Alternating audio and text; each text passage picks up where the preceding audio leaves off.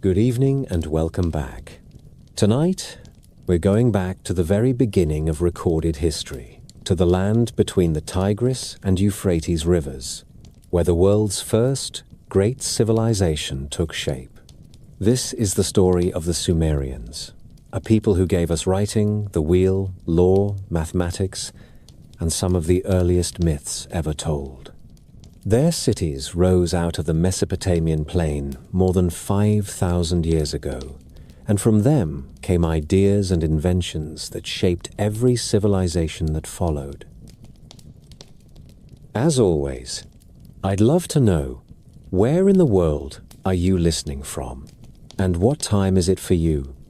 Whether you're here to wind down after a long day, or simply let your mind wander into the deep past, I'm glad you're here. Now, let's begin.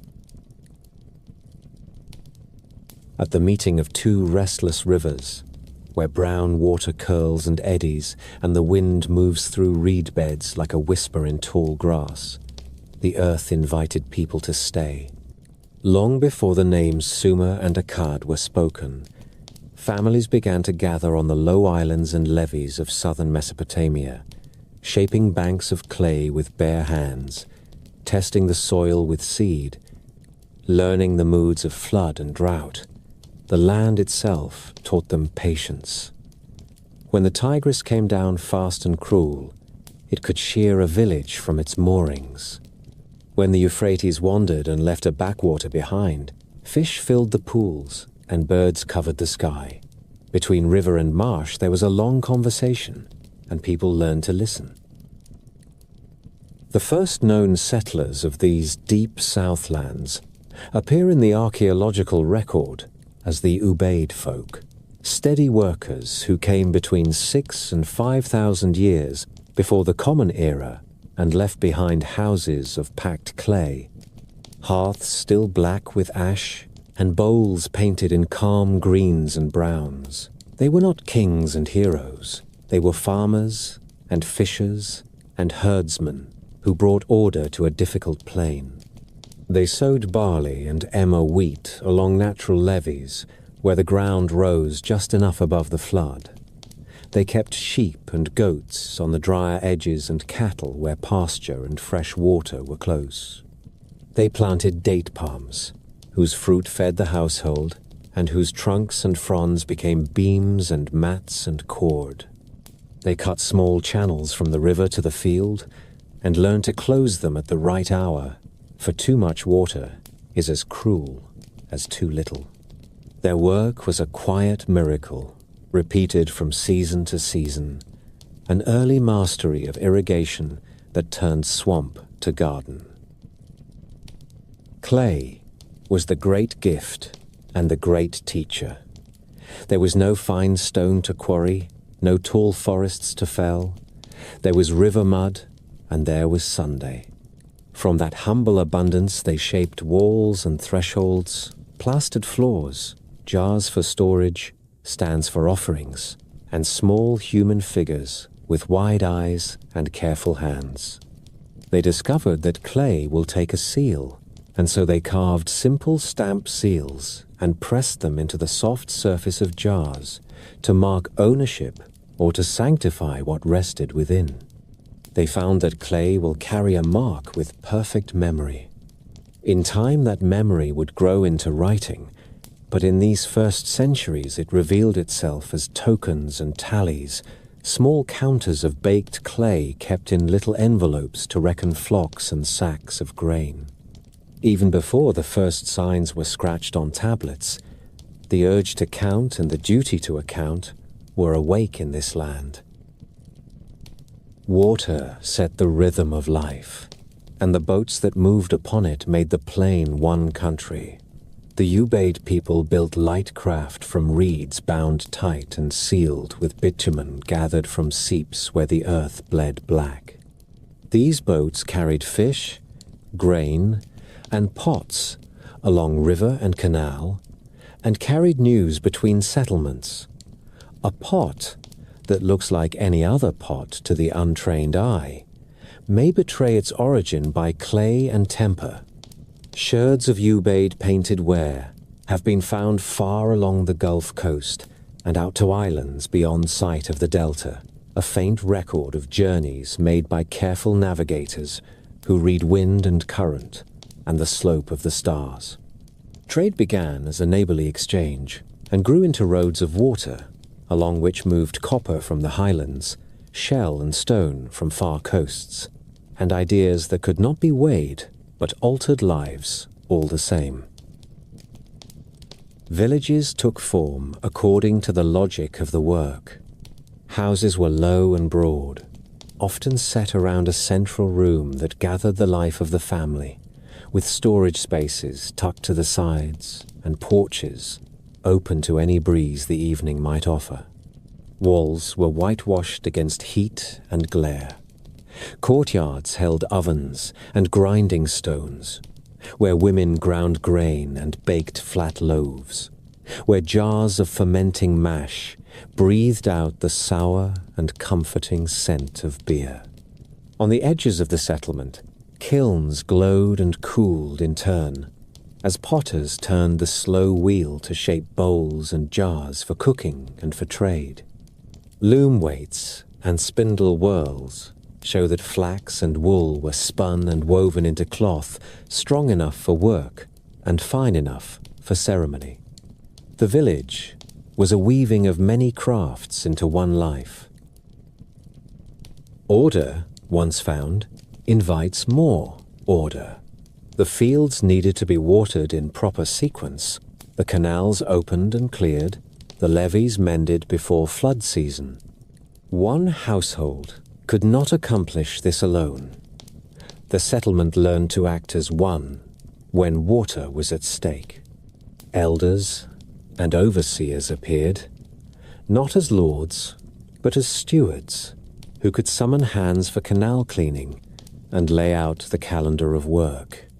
Where seed and water and effort have been invested, the harvest must be guarded and measured.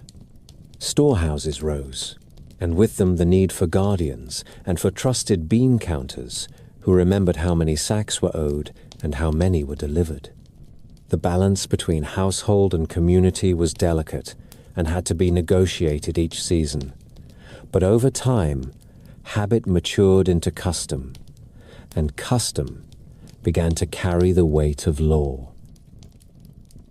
Religion grew from the same soil as irrigation and counting. The people of the marsh and the levee lived with forces that seemed to think and speak. Fresh water ran unseen under the earth and burst forth into sweet pools. The river rose when no rain fell on the plain. Fish and bulrush and date palm were gifts that sustained life when the world should by rights have fallen short. Gratitude took the shape of offerings placed in special rooms within the village, rooms built a little larger, a little taller, aligned with care to a plan that had meaning. The first sacred places were not yet the towering terraces of later ages, but they stood at the heart of settlements, as houses of presence where the community thanked the powers that kept water flowing and bread rising. A headman might serve as caretaker, or a woman of strong voice might pour the first libation. In these simple rites, the seeds of priesthood were sown. The plain did not teach only gentleness. The Tigris can carve new channels in a single season and leave dead water where a harvest once was certain. Salt lifted slowly through the soil when irrigation was mismanaged and showed itself as a pale crust that ate the life from wheat. Malaria slept in the marsh and woke with summer. To live here was to stand between gift and threat and to work at the balance every day. This discipline shaped the temper of the people. They became careful record keepers and shrewd observers of season and sky. They learned that time has a body and a pulse, and they learned to count its steps. From this attention came the first calendars kept to the dance of moon and river flood. From this attention came a habit of measuring that would one day divide the hour and the circle into 60 parts. though such refinements still lay ahead. Beyond the daily work, a wider pattern was taking shape.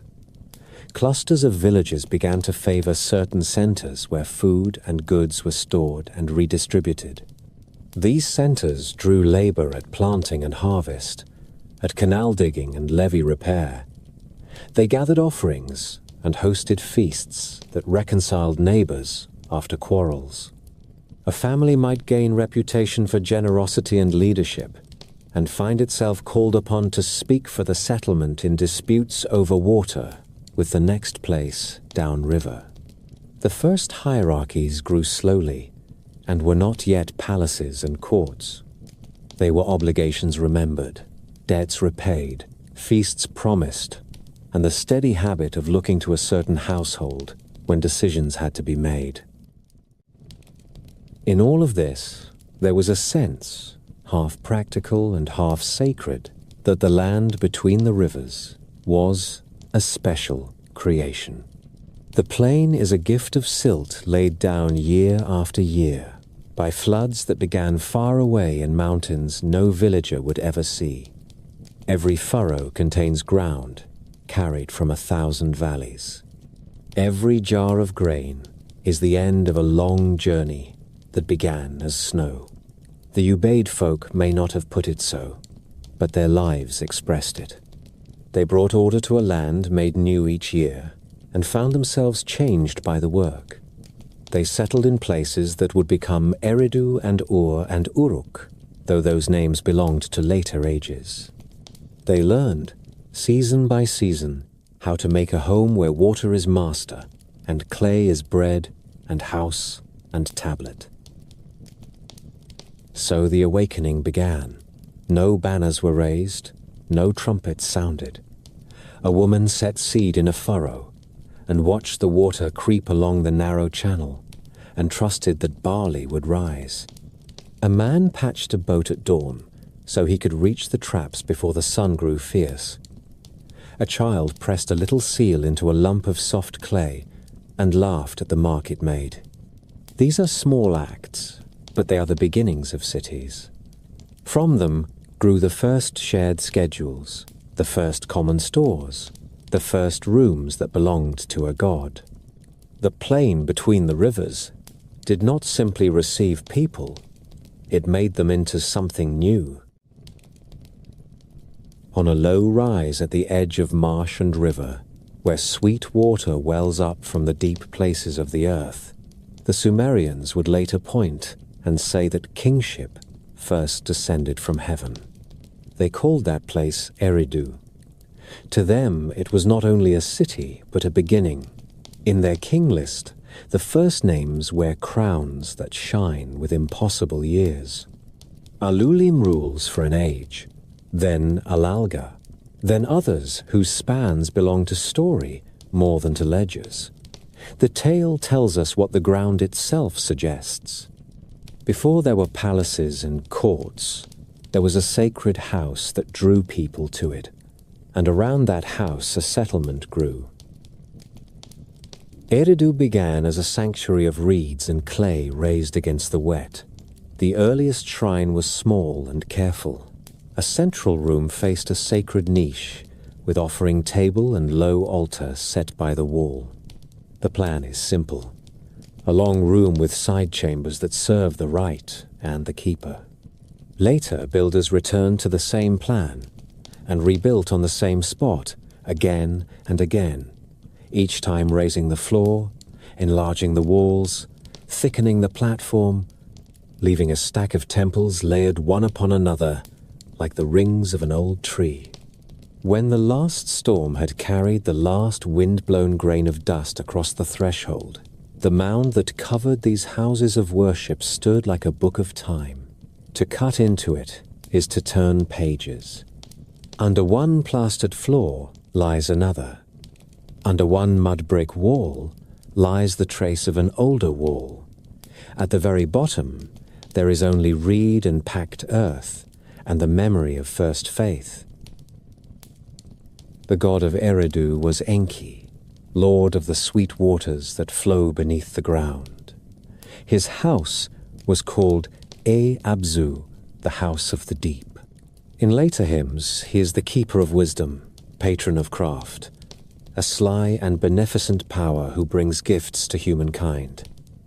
In the south, the gift that mattered most was water, and water was Enki's to command. It is no small thing that the first temple of the plain rose over a spring.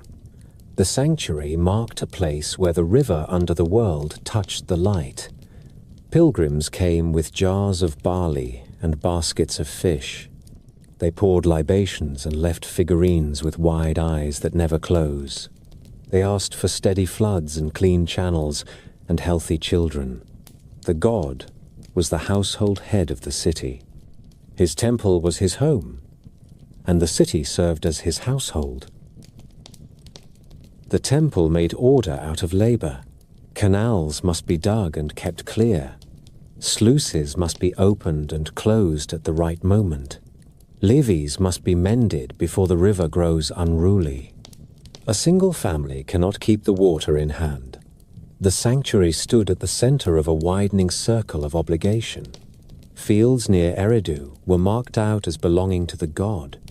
Tenant families farmed them and brought a share of grain to the storehouses that stood within the sacred precinct. Fishermen and reed cutters did the same with their catch and their bundles. Herds grazed on temple pasture. Looms turned temple wool into cloth. In return, the temple distributed rations at measured intervals. Barley and beer and oil set out to the right persons in the right amounts. Clay tablets would one day record these distributions with neat signs and careful numbers, but the practice itself is older than writing. The sanctuary kept account in memory and in objects.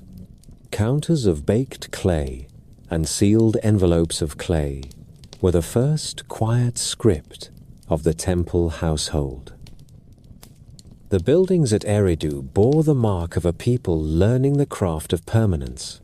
Earliest walls were of mud plastered smooth and bright, their edges strengthened with timber and reed.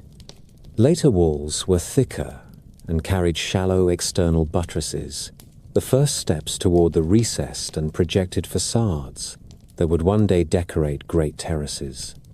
Floors were resurfaced often, each coat of clean plaster, a renewal of sacred space. Low platforms for offerings stood where the light fell best. A few walls carried simple painted bands. The builders paid attention to alignment.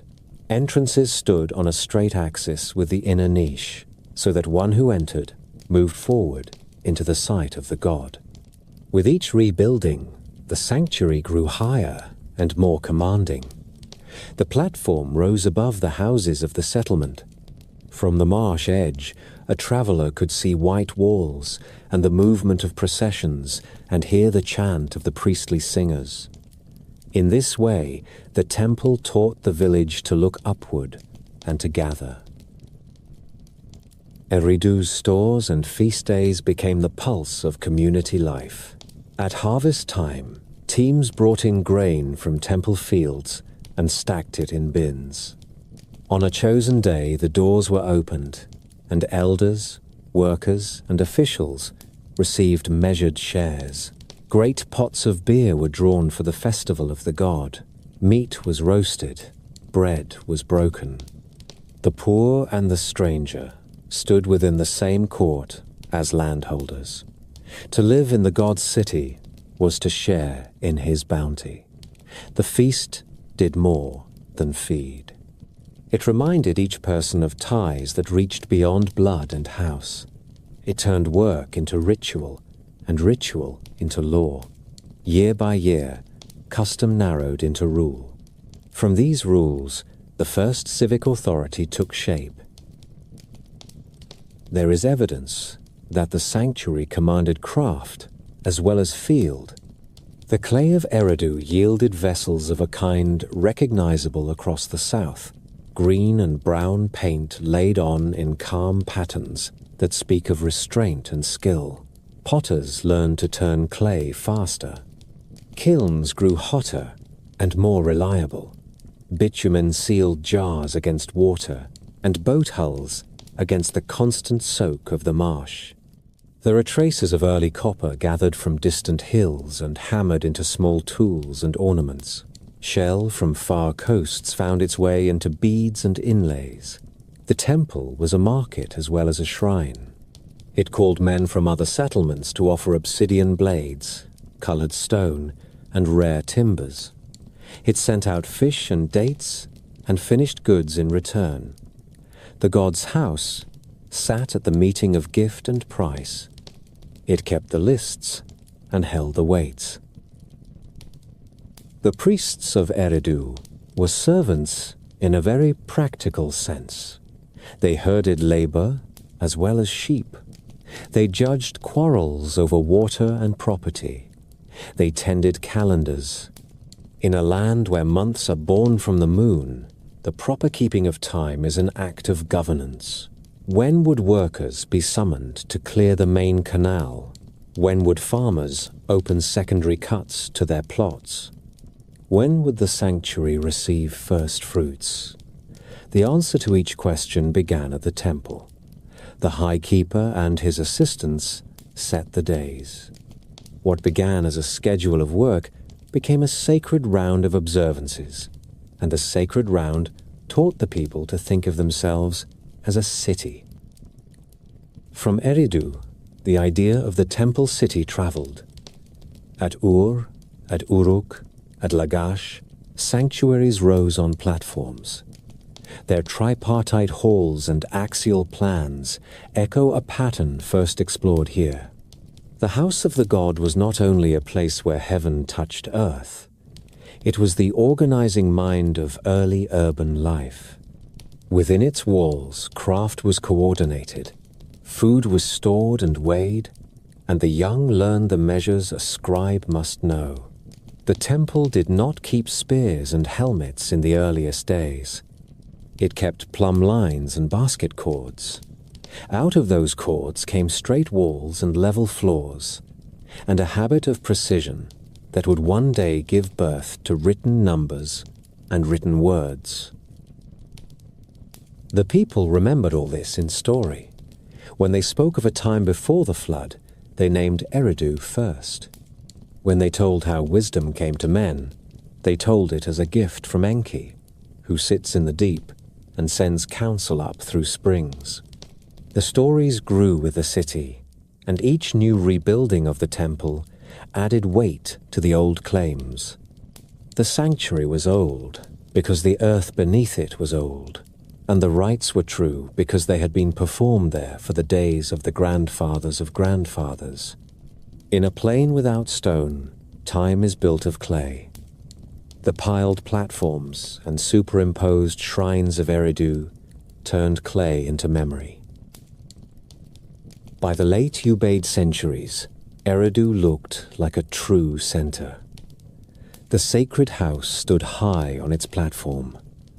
The court below was paved and kept clean. Granaries lined one side. Workshops crowded another. A gate opened to a canal where reed boats slid in with cargo and slid out again with offerings for allied shrines. Beyond the sacred precinct, houses formed tidy quarters with lanes tamped hard by many feet. Fields spread toward the horizon along straightened watercourses. This was not yet a kingdom. It was a community under a god, stable enough and rich enough to imagine more. Out of such imagining, the next change would come. The temple taught people to gather. The schedule it kept taught them to live by common time. The stores it held taught them to count and to trust the record.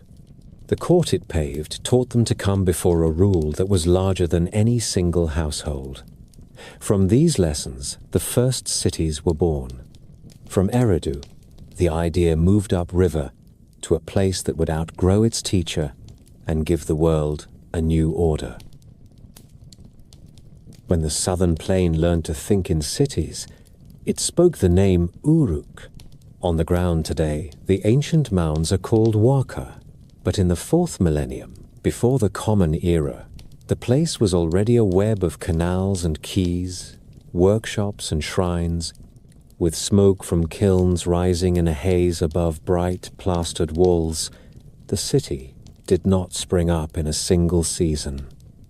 It thickened and rose through centuries of rebuilding. Archaeologists speak of levels at Uruk as if they were chapters. Early Uruk begins around the 39th to 38th century, before the Common Era. Middle Uruk runs roughly from the 38th to the 35th. Late Uruk, from about the 34th to the early 32nd, each level leaves its own fingerprints in brick and clay. By the end of this long growth, the settlement covered hundreds of hectares and likely held tens of thousands of people. It was a density that the world had not yet seen on this scale. Uruk took form around two great sacred districts.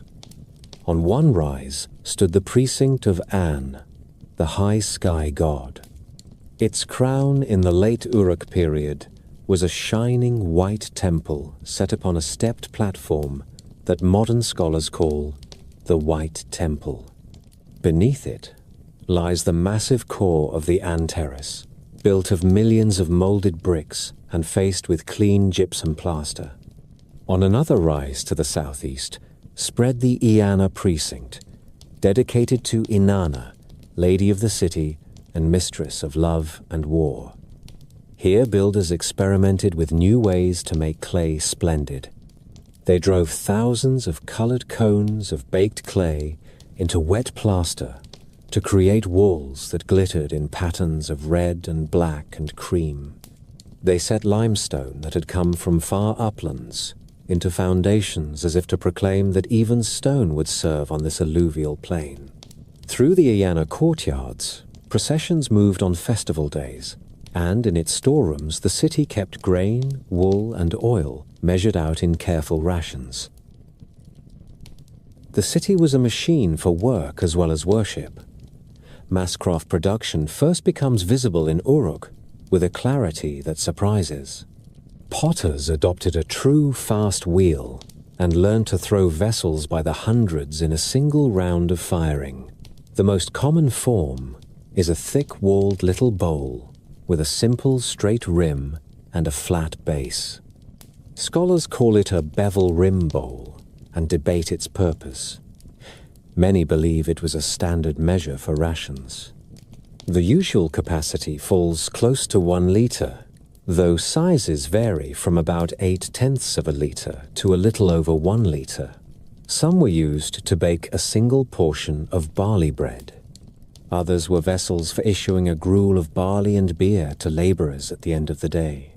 These bowls are everywhere in late Uruk levels, piled as discard beside kilns and heaped in middens, the pottery echo of a city that fed and paid its workers with measured portions. Administration grew to match the scale of production. Long before letters, the plain had counted with tokens of clay and sealed them inside clay envelopes called bulai.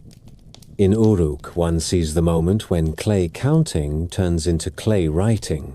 First come tablets with only numerical signs and commodity marks. Soon after appear proto-writing tablets with lists and accounts. The earliest true tablets at Uruk are dated by context to the late 4th millennium, around the period scholars label Uruk Level 4 and Level 3. On their faces are incised neat columns of signs that stand for barley, beer, fish, textiles, livestock, and the professions that manage them. The marks are pressed with a cut reed that leaves a straight wedge or a pointed wedge. From this simple tool comes the script that later ages will call cuneiform. The city also multiplies cylinder seals in this time. A seal, carved from stone, is rolled across damp clay to leave a continuous scene. One seal might show a banquet with dignitaries drinking beer through straws from a shared jar. Another shows a file of animals led to sacrifice. Every seal says this is mine or this transaction is true. Sealings from doors and jars survive by the hundreds, each a small receipt from a lost day in the life of a busy place. The Eanna precinct has yielded some of the earliest narrative art in the world. A tall stone vessel known as the Waka vase shows a procession of offering bearers moving in ordered rows. At the base grow barley and reeds. Above them walk animals of the herd. Above them men carry baskets and jars. At the top, a robed figure presents goods to a great lady who stands before a shrine. The arrangement reads like a theology in pictures. Nature offers its produce. Humans harvest and prepare. The city brings gifts to the goddess who is the city's heart. In the same levels was found the legendary Mask of Waka, a carved female face with heavy lids and strong cheeks, once inlaid with precious stones and metals. It is one of the earliest naturalistic faces in stone known from Mesopotamia. Such objects are not trinkets. They are the image of a society that had leisure for beauty because it had learned to organize labor on a new scale. Urban life at Uruk rests on water that is tamed by effort. The Euphrates in this age shifted across the plain, leaving levees and back channels like the ribs of a great fish. The city bound itself to the river with canals cut to depth and lined where possible with bundled reeds and bitumen. Quays gave onto basins where boats of reed and wood moored tight. Through this water network came timber from the north, copper from the east, and stones from distant places that had none of the city's mud but all of its hunger for exchange. There is evidence of far-flung Uruk enclaves in this period. At Habuba Kabira, on the Euphrates, in today's Syria, at Jebel Aruda, not far away, and at Godin Tepe, in the Zagros foothills, one finds Uruk-style buildings, seals, and bevel rim bowls. The city was sending out its methods with its people. Some sites read like trading stations, others like colonies planted to control river traffic and mountain routes. North and east of Sumer, at Tel Brak and in the Susiana Plain, Uruk hallmarks show that ideas and officials traveled with goods. Within the walls, if we may trust later tradition and the traces of fortification that archaeologists have found, Uruk was bound by a vast circuit of brick. The Epic of Gilgamesh praises the Great Wall and bids the traveler to read the foundation deposit and to inspect the base, which was laid with baked brick set in bitumen. The circumference given in the poem is more than 9 kilometers. Whether that number is exact or not, the size fits what survey has found for later phases. City growth took a familiar pattern. Sacred precincts sat high on platforms. Around them clustered elite residences and administrative buildings. Workshops packed into quarters near the canals. Pottery kilns and flint workshops lie where the wind would carry smoke away from the Sacred Heart. In poor quarters, walls are thinner, floors are of beaten clay, and hearths are simple circles of scorched earth. In rich houses, rooms gather around central courtyards, with drains lined in baked brick and storage jars sunk in the floor to keep oil and beer cool. The city taught people new habits of time and number. The priests and overseers in the Eanna and in precincts kept calendars tied to the moon and to the work of irrigation. They cut the year into named months. They counted days for clearing canals and for harvest. They fixed festival dates when rations were increased and when processions moved through the streets. The metrologies that underlie the tablets of Uruk reveal counting systems based on 60 and on other counting families that suit grain, land, and labor. These are not dry facts. They are the scaffolding that holds urban life together.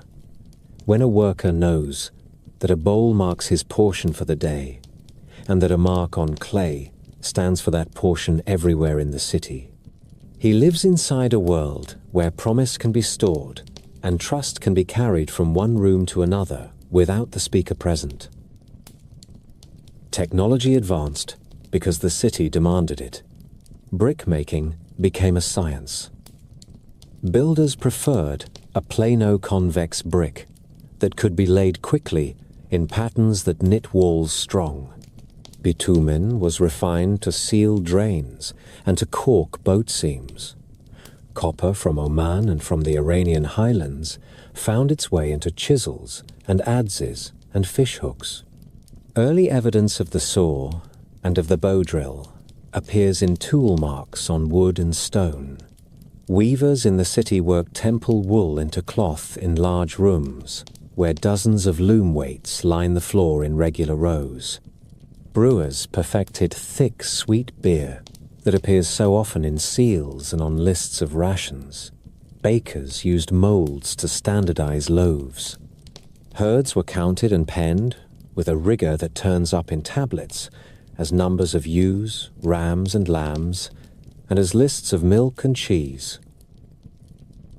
The urban revolution at Uruk is not only a rise in scale, it is a change in kind. Villages had overseers. Uruk had a structured bureaucracy that could assign labor, track it, and pay it. Villages had shrines. Uruk had temple households with hundreds of dependents and the means to deploy them. In this period, we also see the first hints of rule that is separate from priestly service. Large residential buildings with reception rooms and facilities for storage and redistribution appear near, but not inside the sacred zones. Some scholars see in these the early palace. Whether or not a king in the later sense already sat there, the architecture itself suggests the emergence of a courtly sphere alongside the temple. The city was learning to carry more than one center of gravity. Uruk also created a literature of images that proclaimed how the world was supposed to work. Cylinder seals from late Uruk and Jemdet Nazar scenes show hero figures grappling lions and bulls, mythic combat that later Sumerian art will repeat in finer lines and harder stone. Banquet scenes with seated guests and musicians fix an ideal of elite life that will echo for centuries. The city imagined itself while it built itself. That act of imagination is a hard fact. A society that pictures order with such confidence is building institutions to match.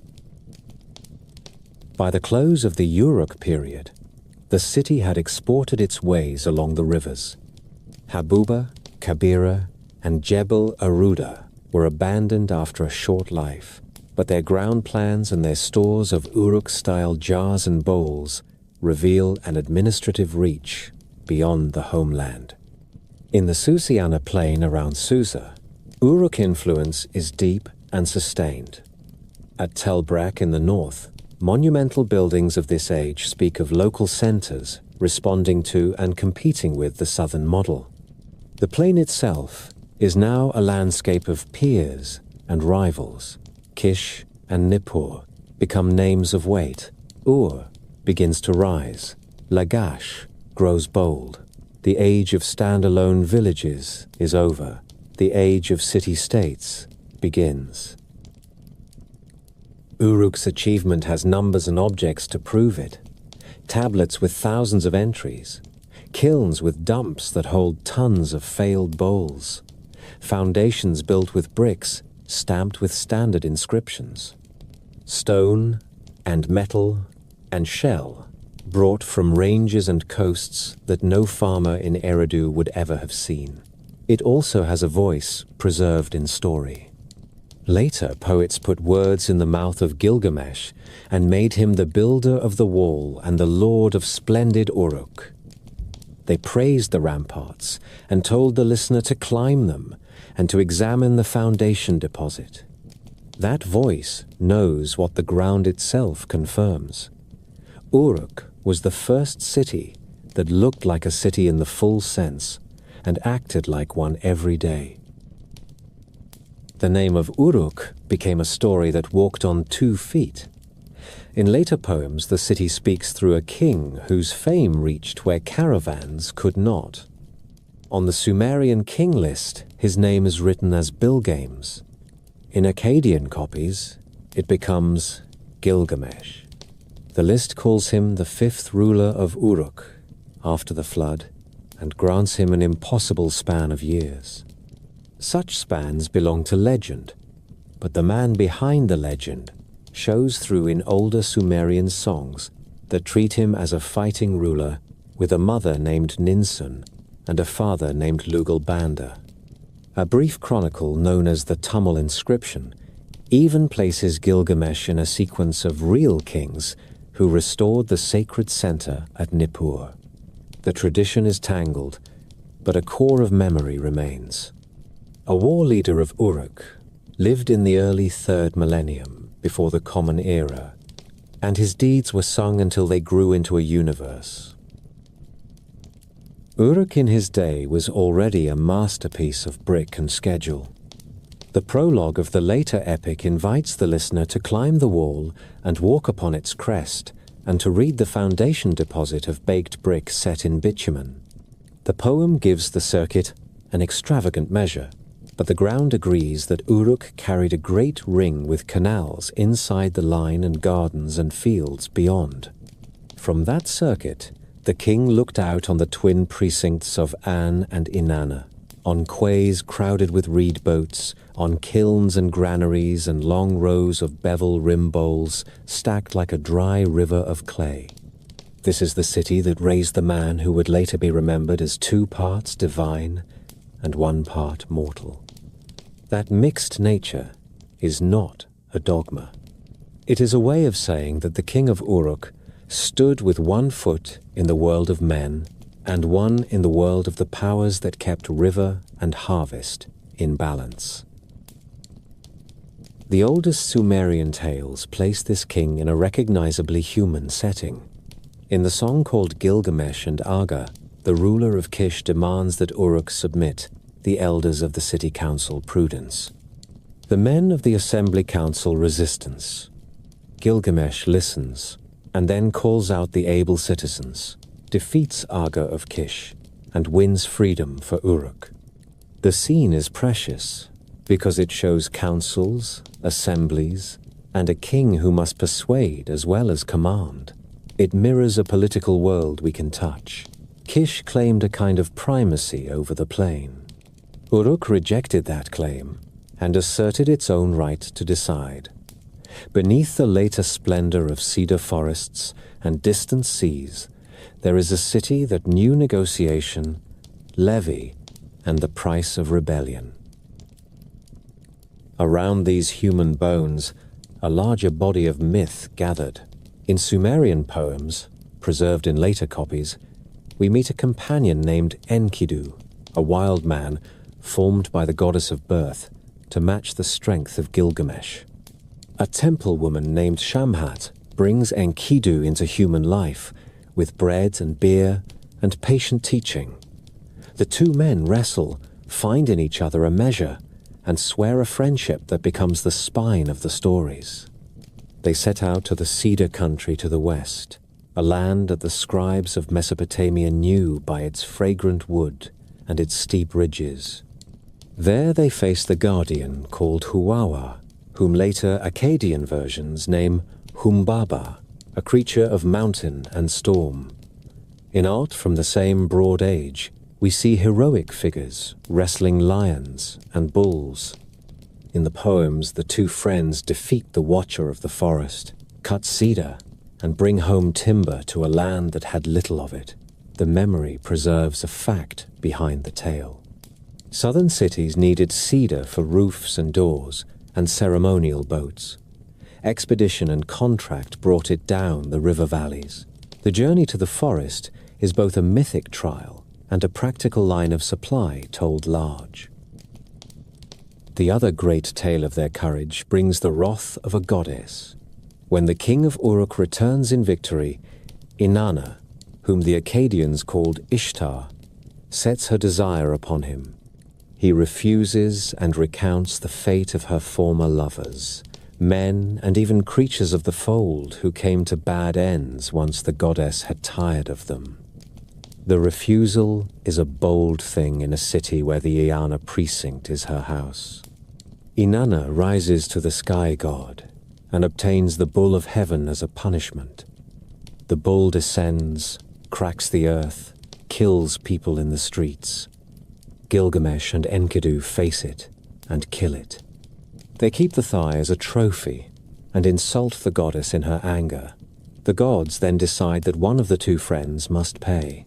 Enkidu sickens and dies after a long dream of the underworld. The poem lingers on the king's grief. He touches the face that no longer speaks. He refuses burial until a worm falls from the nose.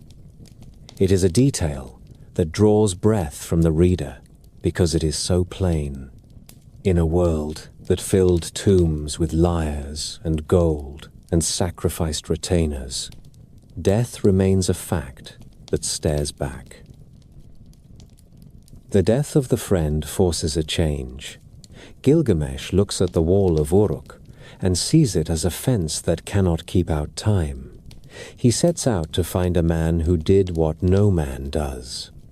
In the Akkadian version, the old survivor is called Utnapishtim. He lives at the mouth of the rivers in a place that some later texts name Dilmun, a bright land near the Gulf where the waters are sweet. To reach him, the king passes through a mountain gate kept by scorpion people, crosses a road of 12 double hours in perfect dark, walks a garden where stone trees bear fruit, and then finds the ferryman Urshanabi who helps him cross the waters of death. The old man receives him and tells a flood story that is the heart of Tablet 11 in the later compilation. The gods grew tired of human noise and sent a flood to end them. Ea, who is Enki, whispered the secret to a reed wall, and so saved the wise man and his household. When the waters went down, the boat grounded. The survivor sent out birds, made sacrifice, and received life that does not end as a gift. This telling shares lines with an older poem that we call Atrahasis. It also shares its curve with the flood story in the Hebrew book of Genesis. The connection is not an opinion. It is a trail of cuneiform signs that can be followed across tablets and centuries. When Gilgamesh asks for the same gift, he is given a test that he fails. He cannot keep sleep at bay for 7 days. He then learns of a plant that can make the old young again. He finds it by diving to the sea floor and cutting it free. On the road home, a serpent smells the plant, takes it, and crawls away.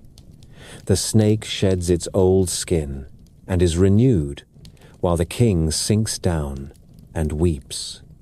He returns to Uruk without a talisman and without his friend, but with a knowledge that is not small. He shows the ferryman the wall. He points to the foundation. He tells him to read the brick. The ending is not despair. It is an acceptance that a human life is bounded and that a city of brick and custom can hold a name longer than any limb can hold strength. The poems themselves carry a story of their making. The earliest written glimpses of Gilgamesh come in Sumerian on separate songs about Huwawa, about the bull, and about a frantic search for a drum and ball lost to the underworld. In that last piece, Enkidu descends and breaks the rules of the dead. He sits, he eats, he embraces. Each act steals from him. In time, he returns and tells what the underworld is like for men of different fates, a catalogue that reads like a guided tour of fear and comfort. In the old Babylonian age, roughly the 18th century before the Common Era, a longer Akkadian version takes shape on clay. The standard Babylonian form, known from the library at Nineveh, is 12 tablets long and was probably given its final form by a scholar named Sinleki Unnini. Tablet 12 is a late addition that adapts the Sumerian underworld tale to the Akkadian cycle. The Nineveh tablets lay buried in the palace mound until the 19th century of our own era. Excavators carried them to a museum in London. In the year 1872, a young assistant named George Smith read the floodlines in Tablet 11 to a stunned room. Newspapers shouted the discovery, and the ancient king of Uruk walked again through modern streets. The epic is not a simple fantasy. It preserves the memory of Uruk as a place of law and engineering. It remembers cedar from the west, and copper from the east, and lapis from lands beyond the two rivers. It gives names that bind myth to the map. Marshu is a gate of the mountains. Dilmun is a shore near the sunrise. It knows the tools of urban life. Beer is drunk through long straws from a common jar. Seals are rolled over wet clay to make contracts true. Priests and dream interpreters stand beside the king. The gods are many, but they behave like solemn witnesses for the rites that hold society together. When Gilgamesh offends the goddess, he is not simply punished for pride. He has insulted a pillar of the city by breaking decorum. Archaeology adds footnotes to the tale. In the Eanna precinct, the Waka vase and the marble face that was once inlaid with precious materials show the city at the time when the oldest parts of the legend were being shaped. The Bevel rim bowl dumps speak of rations to hired hands. Clay tablets from late Uruk and Jemdet Nasser already record wool, barley, and beer in regular allotments to workers.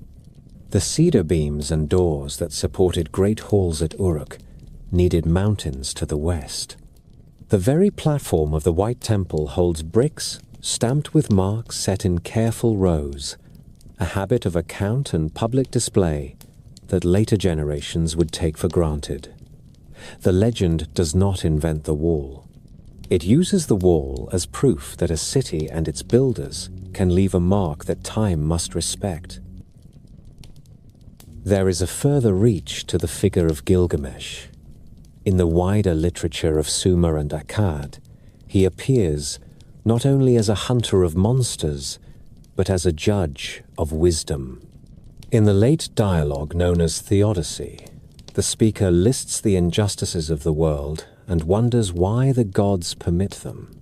In other wisdom texts, the name of Gilgamesh stands as an authority whose voice is worth hearing.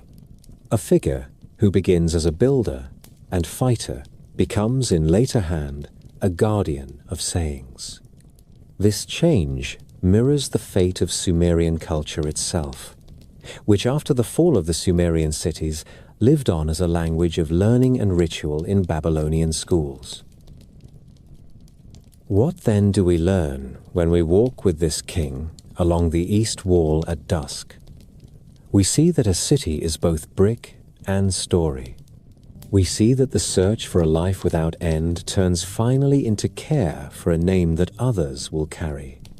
We see that the first great literature of the world rose from a place where ration bowls and cylinder seals and water levels filled the days. The songs remember a man, but they honor the society that taught him to weigh, to plan, and to leave his work in public sight. That is why the last lines of the standard version bring the listener back to Uruk and bid him to look upon the wall. When villagers learned to count in thousands, and temples learned to feed a city, pride and worry walked in the same streets. The plain between the Tigris and the Euphrates became a chessboard of sacred capitals, each city a household of a god, with fields, canals, workshops, and a wall that promised safety. Kish claimed a senior voice and styled its ruler King of Kish. a title that meant more than one city and less than the world. Uruk kept the old memory of first greatness. Ur guarded the wealth of the moon god. Lagash worked hard and watched its borders. Umma looked across the canal at land it believed should be its own. Each city could summon labor for canals and levy men for war. Each kept scribes to count rations and priests to keep the calendar. When water is life, a boundary is not a line on sand. It is the difference between full granaries and hunger. So, the first long wars of history began not for gold and not for an idea, but for irrigation rights and the right to speak first at Nippur. Nippur sat near the middle of Sumer, with no crown of its own. It was the house of Enlil, lord of wind and command, and the place where kingship was said to be confirmed. A ruler who wished to claim seniority over his peers did more than win a battle. He came to the Ekur temple at Nippur and received the favor of Enlil. That favor was a political truth dressed in holy clothing. It kept a fragile order among proud neighbors. The title King of Kish could move from one city to another as fortunes changed. But the blessing at Nippur gave the move a face that the gods could own. The earliest famous quarrel on the southern plain set Lagash against Umma over a fertile stretch called the Gu Edena, the edge of the plain. The claim was old, even when the first texts that name it were written.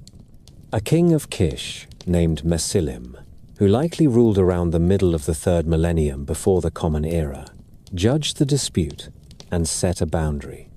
He dedicated a stele to fix that judgment and called the gods to witness. Time wore away the peace. An Ensi of Umma named Ush broke the markers and dug into fields that Lagash believed belonged to Ningirsu, the warrior god of Lagash. Yanatum of Lagash raised men and marched. On the carved limestone that we call the Stele of the Vultures, the troops of Lagash advance in a tight block with long spears and large rectangular shields. The god Ningirsu strides larger than life and nets the enemies of his city. Vultures pick at the bodies on the ground. The message is exact and without poetry. A boundary was crossed. Lagash punished the trespass. The stele is both record and threat. Eonatum did not stop with a single victory. Around 2450 to 2425 before the Common Era, he forced Umma to swear to keep the boundary, paid an indemnity in grain, and acknowledged the claim of Ningirsu over the disputed land. He also campaigned beyond his neighbor. In later lists and in fragmentary inscriptions, he appears as a rare thing in this age, a man who could compel several cities at once. He boasted of victories at Ur, at Uruk, and even against Elamite towns to the east. His realm was not an empire in the later sense. It was a set of oaths kept so long as the sword was close by, but it was larger than the old parish wars of village against village. After Eonatum came his kinsman Enmetena, who renewed the treaty with Umma in precise terms. Enmetena's foundation cones record field measures, water obligations, and curses for violators. The language is dry and therefore powerful. An iku of land is named, a canal is named, a penalty is set in grain. These lines tell us how Sumer fought, and they tell us how Sumer tried to stop fighting. The soldiers of this world were citizens, called out from field and workshop when the temple and the palace sounded the summons. The word for a soldier is erin.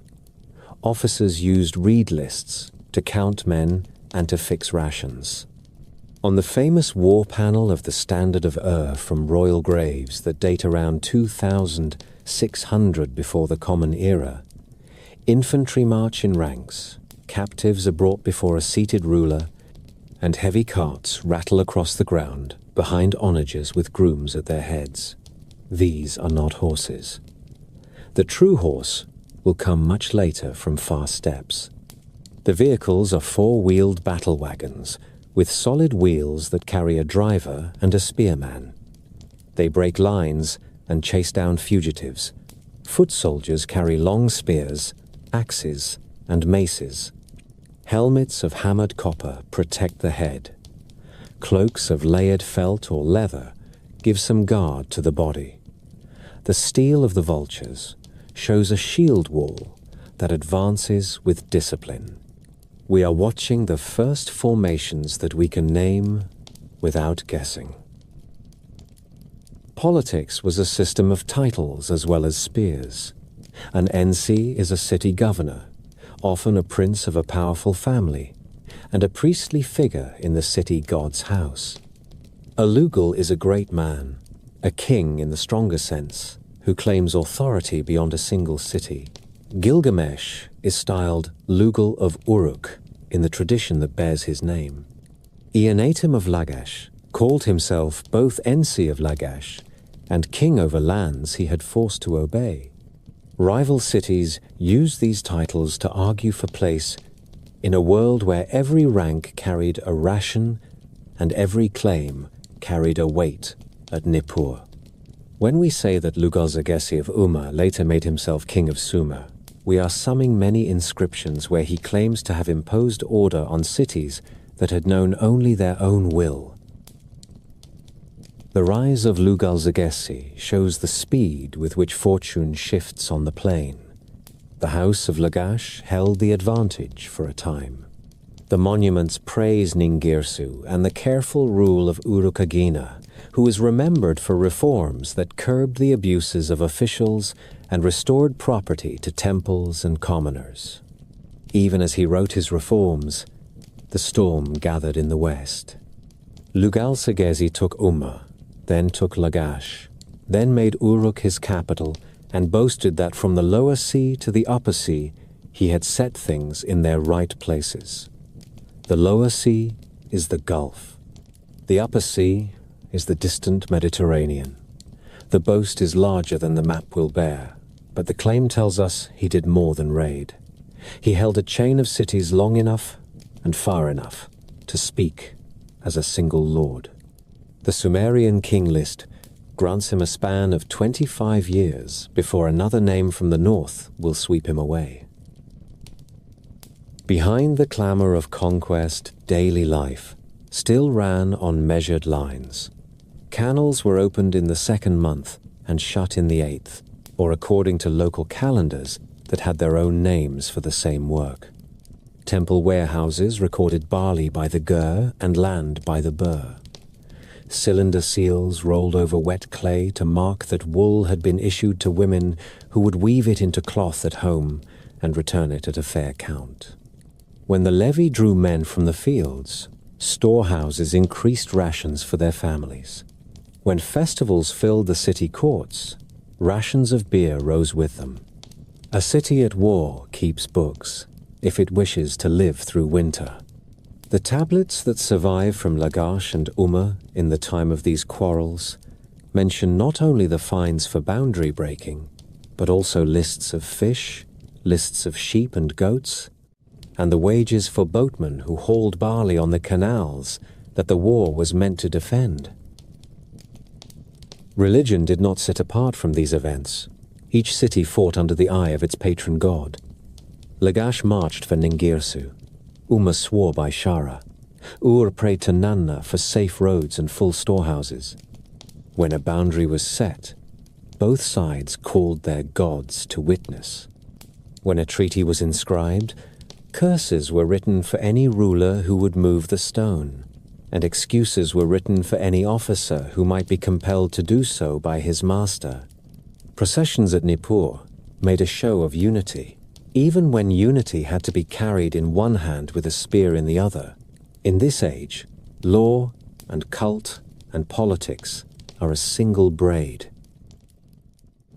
By the end of this era, the map of Sumer is a field of rivals that know one another and copy one another. The habit of keeping law in writing has begun. The habit of bringing disputes before a third party has begun. The habit of using titles to gather many cities under one hand has begun. The habit of using seals and tablets to manage armies and provisions has begun. From these habits, a new kind of ruler will rise, who does not care who holds the title King of Kish, so long as all the cities pay the same tax. He will come from the north, and he will teach Sumer the meaning of empire. A Sumerian city was a house with many rooms. At its sacred core stood the temple of the city god, a household in its own right with fields, herds, workshops, and a calendar of offerings. Around that core stretched administrative courts, markets under shade roofs, lanes of modest houses, and quarters of craftsmen, where kilns glowed and metal rang on stone. Beyond the walls lay the country that fed it all, a grid of canals, feeder ditches, and fields measured with care. The life of the city turned on three disciplines that the Sumerians raised to an art. They mastered water, they mastered number, and they learned to bind quarrels with words that stayed put. Daily work began in the fields. Barley was the sure grain because it endured salt better than wheat. Date palms stood at levee edges, where their long roots drank deep and their crowns gave shade to plots below. Oxen drew the ard plough through wet soil. Cedar ploughs that dribbled grain into the furrow appear in early depictions and made sowing faster and more even. Farmers timed irrigation by the moon and by a rule of thumb learned from fathers and uncles. Too much water whitened the ground with salt. Too little left young barley to wither. So sluices were opened and shut on appointed days, and the main canals were cleared in a set month before the river rose. Fish taken from canals and from backwaters filled many pots, along with onions, leeks, pulses, and bread baked from coarse barley meal. Beer thick enough to drink with a straw was both ration and comfort. Oil pressed from sesame or rendered from animals flavored the pot. This was the first cuisine of cities, and it was honest and sustaining. The temple ran an economy that reached from key to threshing floor. Plots were assigned to dependents on terms set in clay. Herds grazed on temple ranges under the count of inspectors. Loom rooms in the sacred precincts and in city quarters turned wool from flocks into cloth in organized batches, with wool issued and finished cloth returned against a tablet receipt. Brewers and bakers drew measured grain and handed back beer and bread in agreed amounts. The city paid many of its workers with rations rather than coin, for coin did not yet exist here. Tablets from storehouses list barley, oil, and beer, issued by the siler and by larger measures. The small bevel rim bowl that crowds laid uruk dumps may have served as the standard portion, a humble clay cup that carried the arithmetic of a city in its shape. Scribes stood at the center of this order. A boy who entered the tablet house learned first to make a tablet from wet clay of the right temper, then to hold a cut reed to make clean wedges at the proper angle. He copied lists until they were in his hand and in his sleep. Lists of numerals and measures, lists of professions and officials, lists of birds and trees and stones. Then came model contracts and receipts. Then came mathematics, where capacity measures, length measures, and land measures each had their own number signs. The Sumerians favored a sexagesimal way of reckoning that lies behind our 60 minutes and our 360 degrees. Capacity was reckoned from the sila, that is about the volume of a litre. Large quantities were counted in the gur, which held a few hundred sila depending on the period. Land was surveyed in the iku, a square field that later tradition fixed as 100 cubits by 100 cubits. The city that could measure its fields and count its rations could levy fair work and make fair payment. When the city learned to put those measures in clay, memory grew longer than any one lifetime. Law grew first, as custom remembered by elders and priests, and then as decisions written down, so that an official could not quietly change the weight of justice. From the early dynastic age, we meet contracts that settle marriage, sale, adoption, and debt. A typical marriage tablet names the parties, the bride gift, the dowry, and the witnesses, then calls on the city god to punish any who would break the terms. Adoption could secure an heir for a house that lacked a son, with the adopted required to care for aged parents and to receive a set share of land and goods. Debt contracts name the principal, the term, and the security put up. Witnesses are listed. Seals are rolled over the wet clay to certify the terms. In disputes, men swore oaths by the god of the city. In hard cases, the river ordeal appears in later records, where the accused entered the water so that the god might judge. A man who swore and survived could go free. A man who swore lightly and sank had made the case for his accuser. The written word reached beyond bookkeeping into reform. At Lagash, a ruler named Urukagina set down a list of wrongs that he would no longer allow. He swore that priests and officials would stop seizing boats and oxen without payment. He declared that burial fees would be limited and that the poor would not be forced to sell themselves or their children for trifles. He tried to break the habit of petty theft clothed as tax. Only fragments survive, but they are enough to show a program that defended commoners against 1,000 small cuts.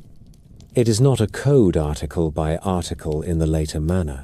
It is a proclamation that once spoken could be cited back to the ruler who spoke it. That is the seed of law in a city that knows how often a steward becomes a thief. The courts where such matters were heard stood at the temple gate or in administrative rooms near the sacred precinct. Panels of judges sat with the city scribe to note the terms and the verdict. Decisions were sometimes copied on foundation cones or on commemorative tablets and set into walls so that a future official would read them every time he crossed a threshold. When cities quarreled, they brought boundary stones and old decision tablets to a third place for judgment. Mesalim of Kish once drew a line between Lagash and Umma and set a stele to mark it. Later, Eonatum forced his neighbor to swear to that same line and inscribed the oath. The habit of writing decisions anchored peace more firmly than memory could. Titles and offices framed the social order. The city god had his high priest and high priestess. In later ages, an Entu priestess at Ur would be royal and renowned. In every age, a host of cult officials tended daily rites that fed the god and kept the fires tended. The Ensi governed the city under the eye of the god, and the Lugal claimed rule when he could over more than one city. Below them, stewards and foremen managed fields, herds, and workshops. The word overseer carried real power, for the person who held the lists decided who ate well and who did not. Free citizens owed work when called. Dependent workers owed set service on temple lands. Slaves existed and are named plainly in tablets. But in Sumer, the line between poor, free, and bound dependent could be thin and often turned on debt. The market gave room for merchants who moved goods for profit. The Sumerian term damgar names the trader who could take wool to a far city and return with metals and stone, settling his accounts in front of the same scribes who counted temple rations. Religion carried a calendar that tied the whole together. Each city kept a month list that matched the work of canals and harvest to the festivals of its god. On feast days, rations rose and musicians played in the court. Processions crossed from the temple of the city god to allied shrines. Offerings were burnt or poured with formulae that had been memorized by many mouths and then written on tablets for students who would keep the traditions straight when the old reciters grew tired. The gods in these rites are not ornaments. They are the faces of the city's obligations. To cheat a measure is to cheat the god. To move a boundary stone is to offend the god whose field the stone guards. The last turn of this chapter of society lies at the threshold of true legal codes. The habit of contracts, the habit of written decisions, and the habit of public decrees ripened into full codes in the next century. The Code of Ur-Nammu from the 3rd dynasty of Ur begins with a prologue that tells how the king established justice when An and Enlil gave him kingship. It sets penalties for bodily harm and theft, and sets compensation in silver and barley. It is the oldest surviving law code that lays out rules in orderly lines. Later kings in the land would add their own codes, but the Sumerians had already shown the essential move. They took the voice of the ruler and the will of the gods and fixed them in clay, so that a poor man could point to a line and say, "Here is my right." From field and canal to seal and tablet, Sumerian society learned to make fairness practical. They did not end corruption. They did not end war. They did something harder. They gave ordinary people tools that let them work together at a scale the world had not seen, and they taught their rulers that a promise written in clay has a power beyond a spoken boast. Those lessons would meet a conqueror from the north who understood the value of a record better than most kings who carried a spear. The plain had learned the language of rivalry. Then a man arrived who taught it a new grammar of command. His Akkadian name was Sharukin. The king is legitimate. We call him Sargon. Later storytellers said he was set in a basket and cast on a river, raised by a gardener, and brought to the court of Kish. The tale is legend, but its setting fits what we know.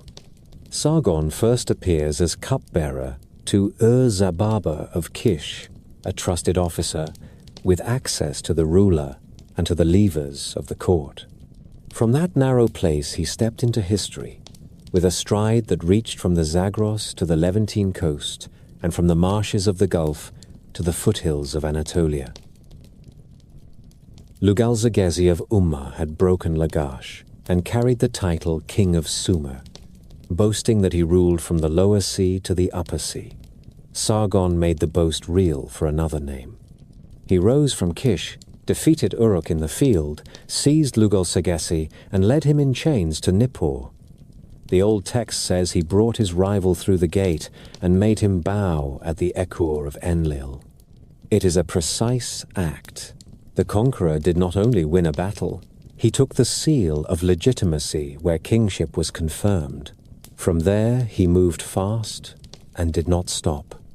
He broke Kish, if Kish opposed him, took Ur, Umma, and Lagash in their turn, and forced the southern cities to accept his officers and his calendar of orders. He founded a new capital, Agade, which later writers call Akkad.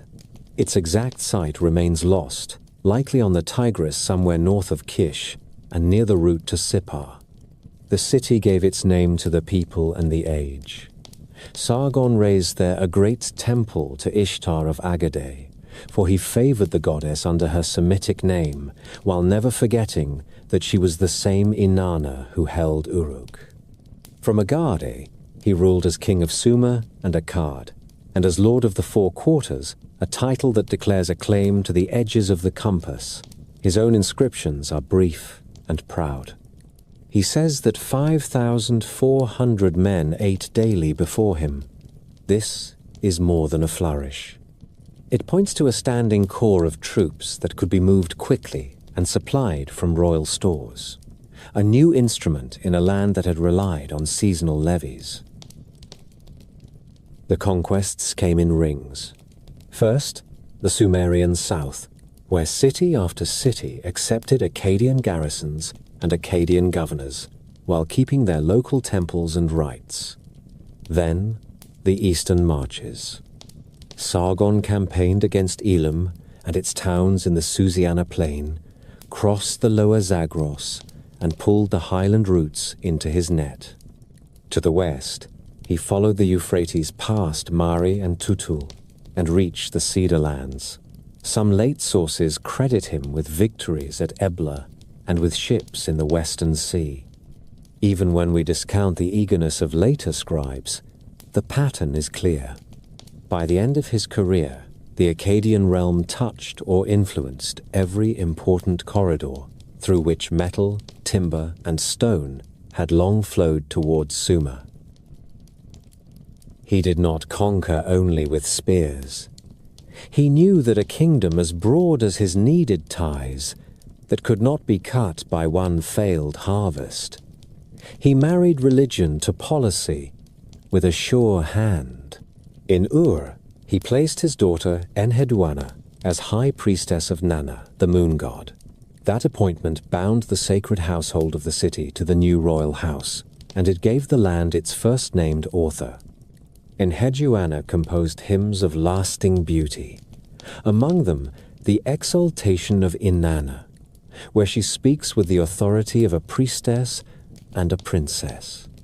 Her voice helps us hear how Akkadian rule wrapped itself in Sumerian song rather than trying to erase it. Sargon also honored Nippur as the seat of Enlil and kept its favor. To seize Sumer was wise. To keep Nippur content was wiser. Administration took on a new scale. The Akkadian king kept the Sumerian office names, but placed his own men in them. City governors, still called Ensi in many texts, report to royal commissioners and to a palace that now sits above all temples. Akkadian became the language of letters between far officials, written in the same cuneiform that Sumerian scribes had perfected. Weights and measures were regularized. Seals from this age show the new title, King of the Four Quarters, and often show the king in heroic struggle with lion or wild bull, a message that traveled with every sealed jar and every door made official. Roads and river routes were mapped into stages, with official stops where messengers could change animals and where loads could be counted. The map began to think like a state. Trade widened and deepened under the security of one rule. Copper from Magan in today's Oman supplied Akkadian smiths. Stone for vessels and for seals came from the Iranian highlands. Lapis lazuli still traveled from lands beyond Elam, along the old ways. Texts name Dilmun as a partner and staging point on the Gulf and speak of Maluha, a name that many scholars link to the Indus Valley. Akkadian cylinder seals and weight stones have turned up far from Sumer. In return, the south sent wool cloth, oil, and grain. When a shipmaster or caravan leader could present a tablet with a royal seal from Agade, he carried more than goods. He carried a passport that opened depots and quieted city gates. Sargon fought many times to keep what he had won. Later, chronicles say that in his old age, all the lands revolted against him, and that he overthrew their walls and carried away their earth. This may compress several campaigns into one picture, but it matches the stubbornness of cities that had long known their own will. He made and remade the realm by force and by appointment. He does not name his sons in early inscriptions, but later tradition calls them Rimush and Manishtushu, men who had to fight again in the same places to make the crown firm. The machine he built needed fuel and attention. It rewarded him and it wore him. Military craft changed under his hand because it had to. The standing corps of troops ate from royal stores, which implies regular pay and steady logistics. City levies still formed much of an army, but the permanent royal force held the center and taught the rest a rhythm. Bows, spears, and axes remained the tools of battle, but supply became a weapon in its own right. Campaign season was fixed to harvest and flood as always, yet with a garrisoned network of cities and depots, a king could move sooner and stay longer. Fortified points along rivers and roads anchored the new reach. When he took a city, he spared its temples if they bent and replaced its headmen if they did not. He learned which parts of a system must not be broken if the system is to serve the breaker. There is another measure of his success.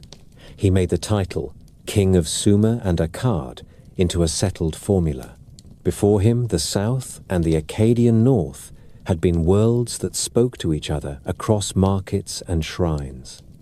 Under him, they became one realm that could be named in a single breath. The echoes lasted.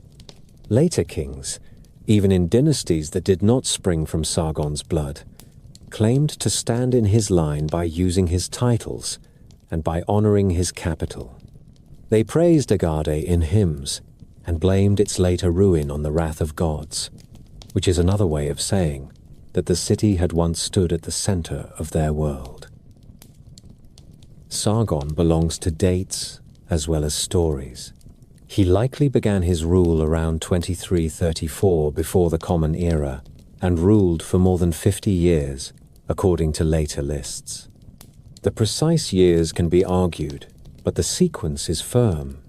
He rises after Lugal-Zagessi. He sets his capital at Agade. He binds the south and the north. He strikes east and west. He fights rebellions and wins them. He leaves the throne to a son and then another son.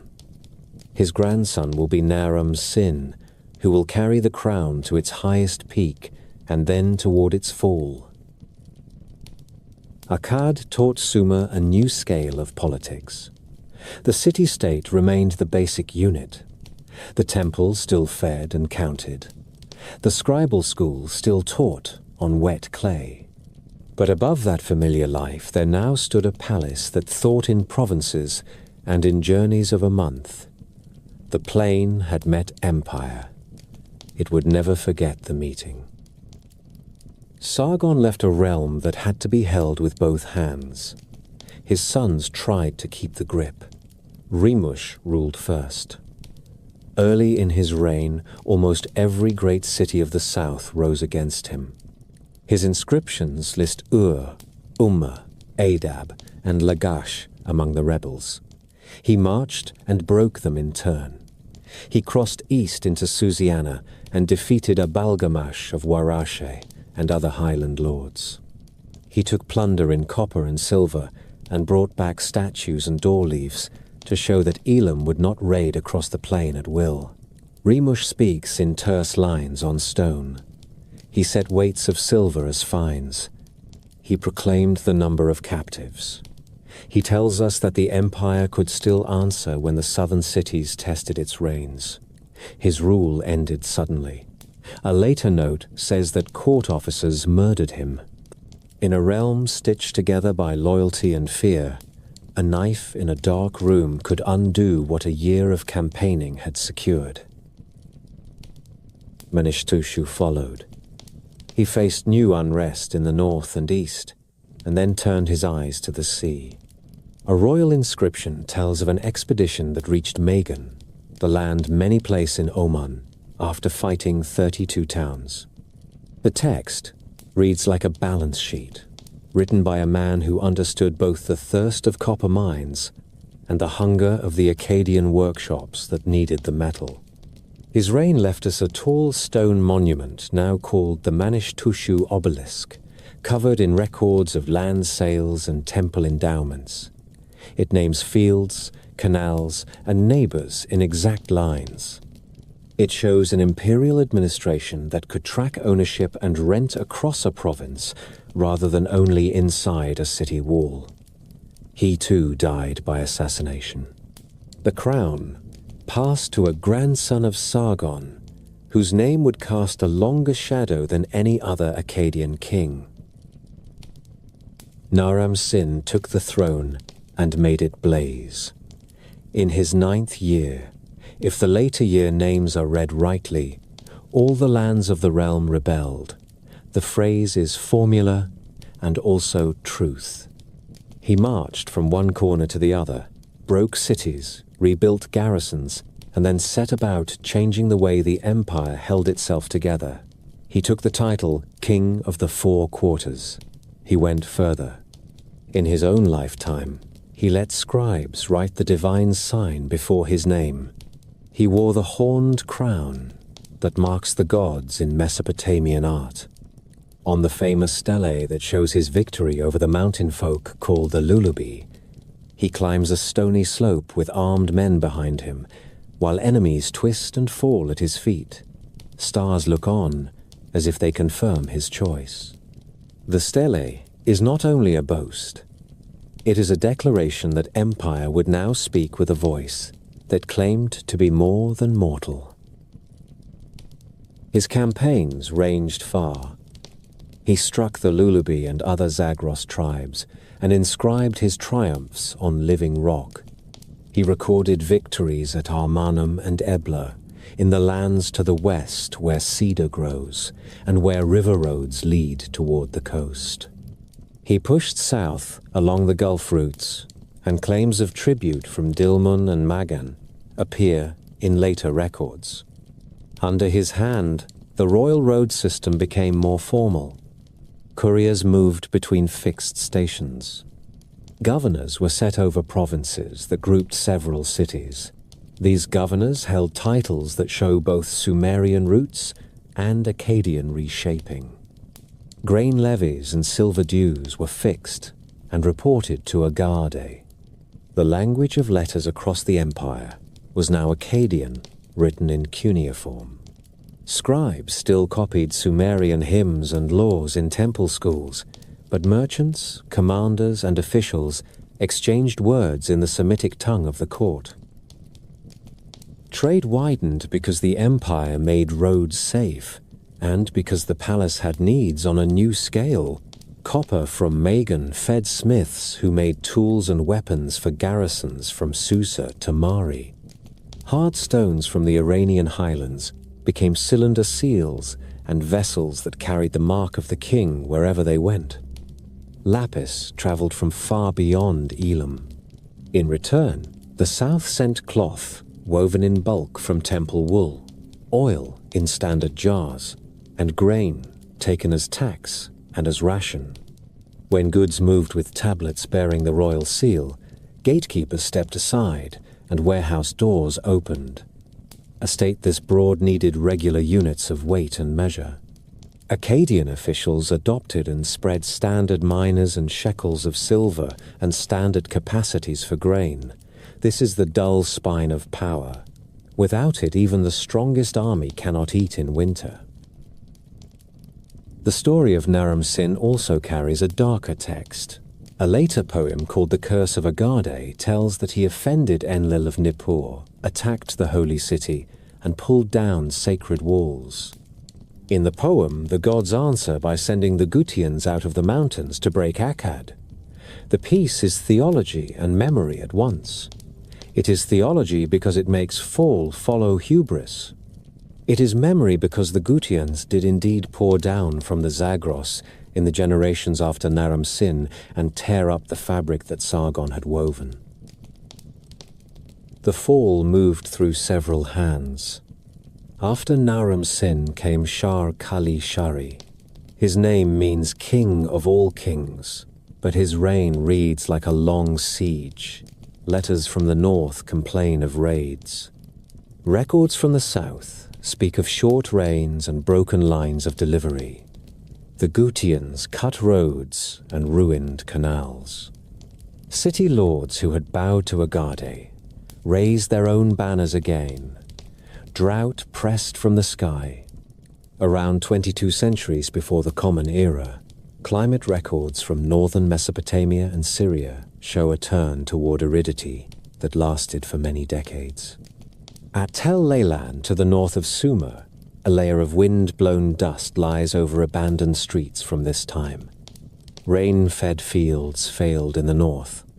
Refugees moved toward the riverlands. The same change in weather would have sharpened the old problem of salinization in the south, forcing farmers to rely even more on barley and leaving some soils worn out for a time. When canals are clogged and levees are cut by war, winter water sits and summer heat bakes salt to the surface. The very system that made cities strong can turn against them when labor cannot keep it in repair.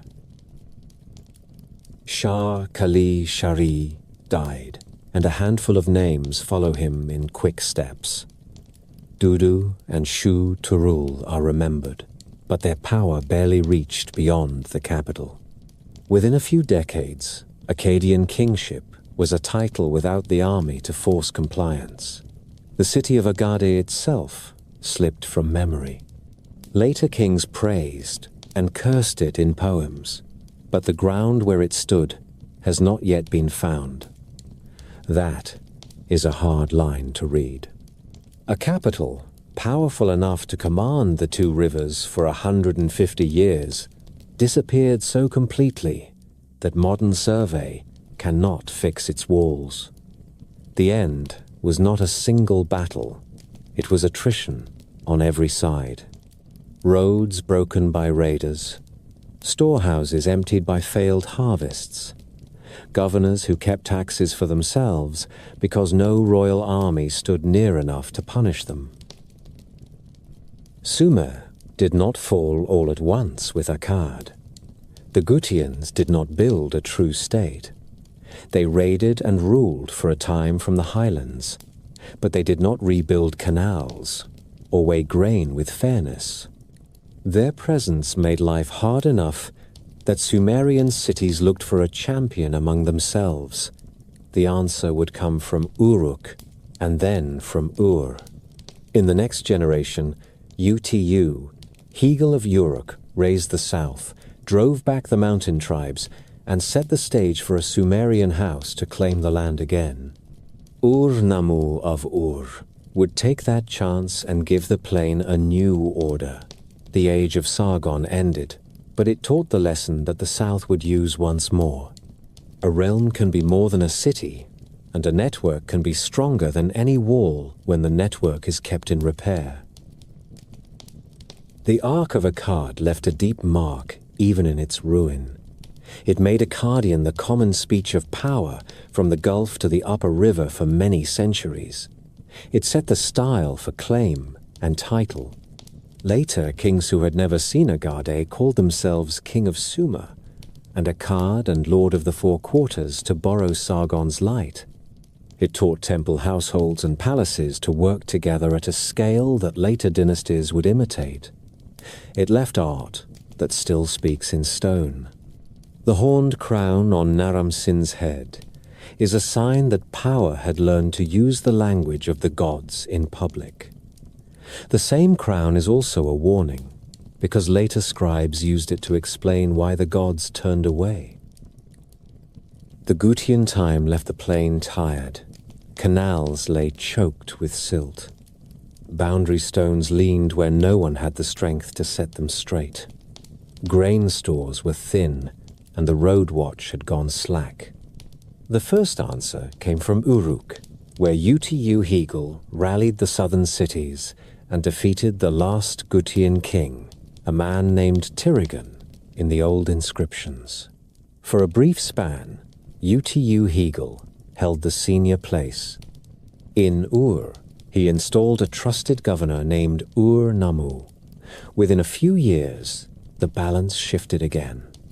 Ur-Nammu took the kingship for himself and set the standard formula at the start of his titles: King of Ur, King of Sumer and Akkad.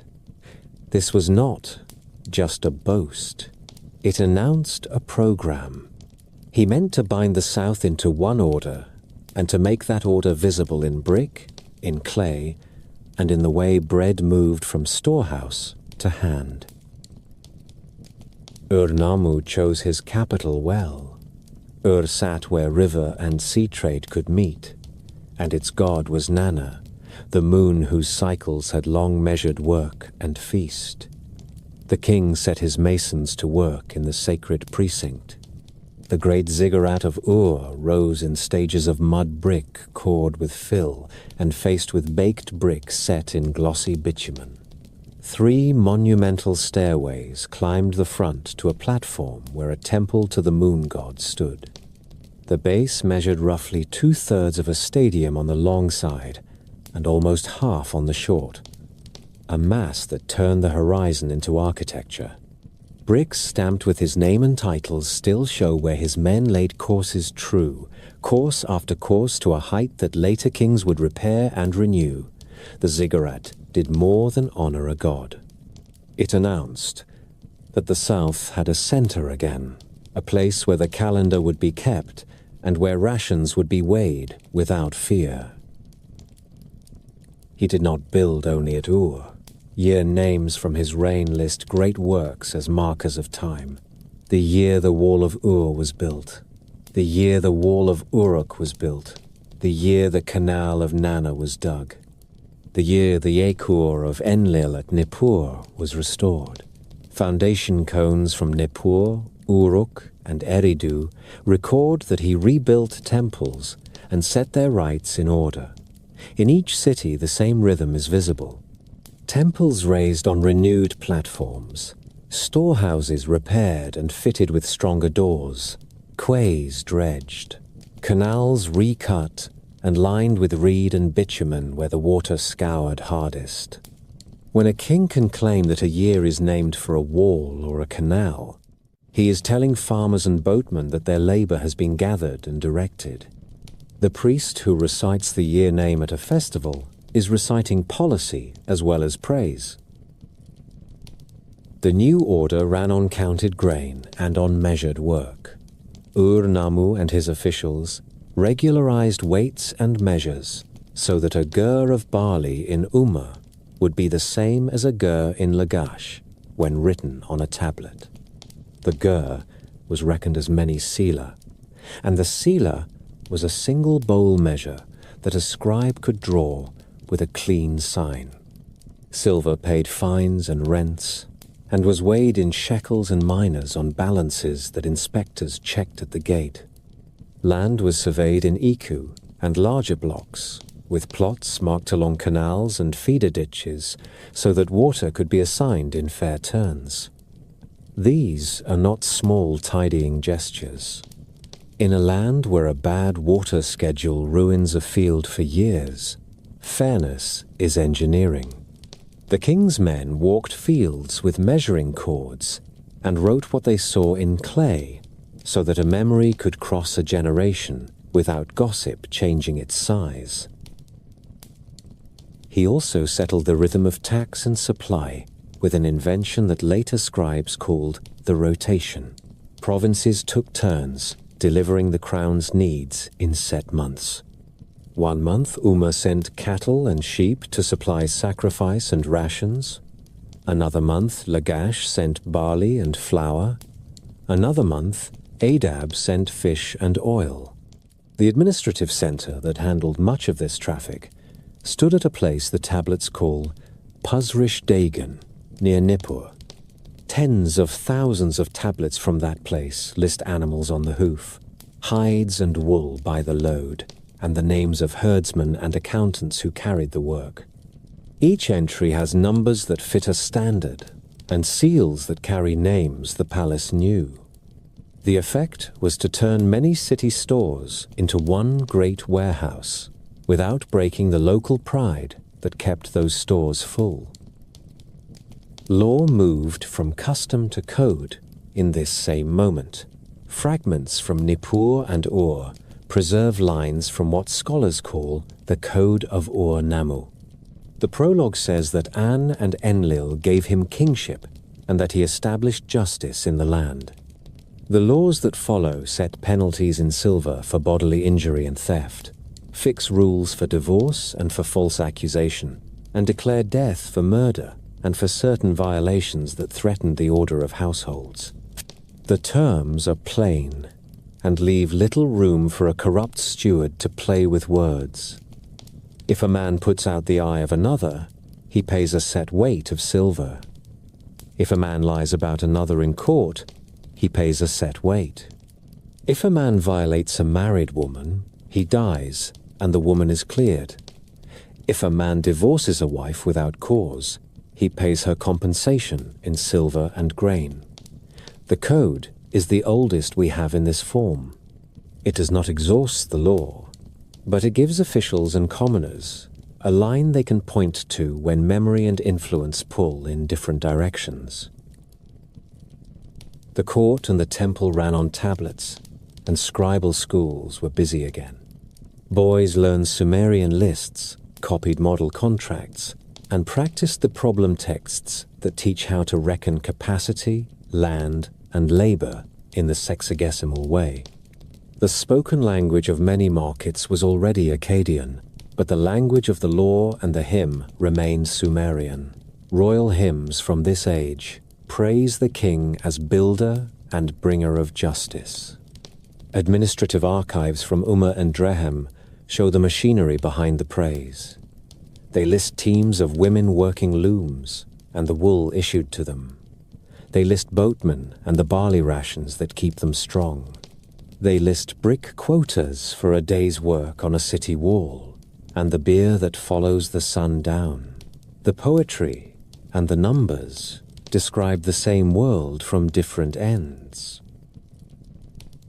Ur-Nammu relied on a web of governors to keep provinces steady. The old title Ensi continued in the tablets, but the men who wore it now answered to a palace at Ur that had clerks to read their accounts and the will to send inspectors if the numbers did not match. In Nippur, the high priesthood was honored and left in place, for no king who wished to hold the south long could offend Enlil's house. In Ur, he placed his own family in sacred offices. The moon god's household and the royal household were bound by ritual and by account book.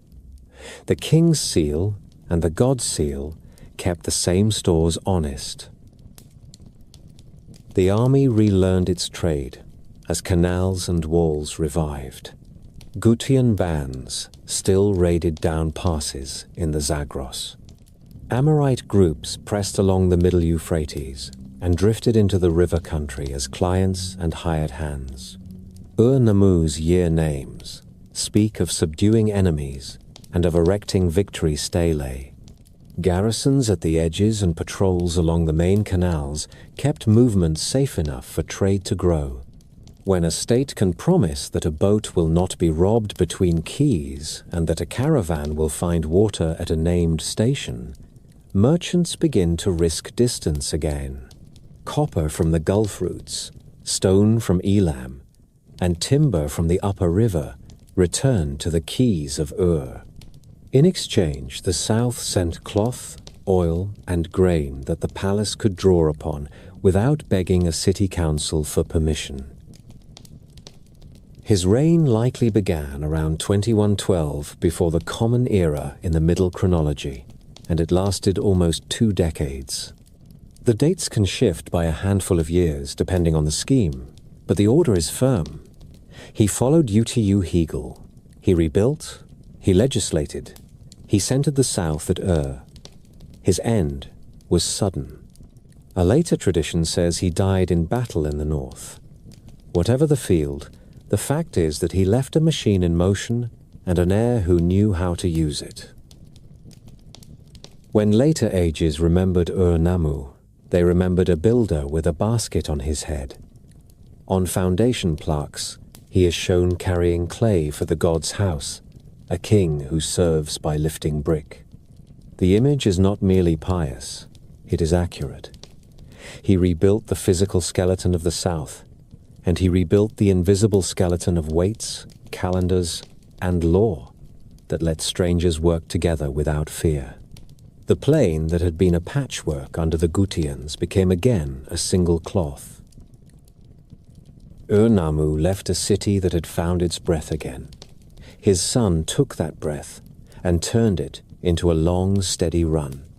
Shulgi sat on the throne of Ur for about 48 years in the count most scholars use, from the year we call 2094 before the Common Era to the year 2047.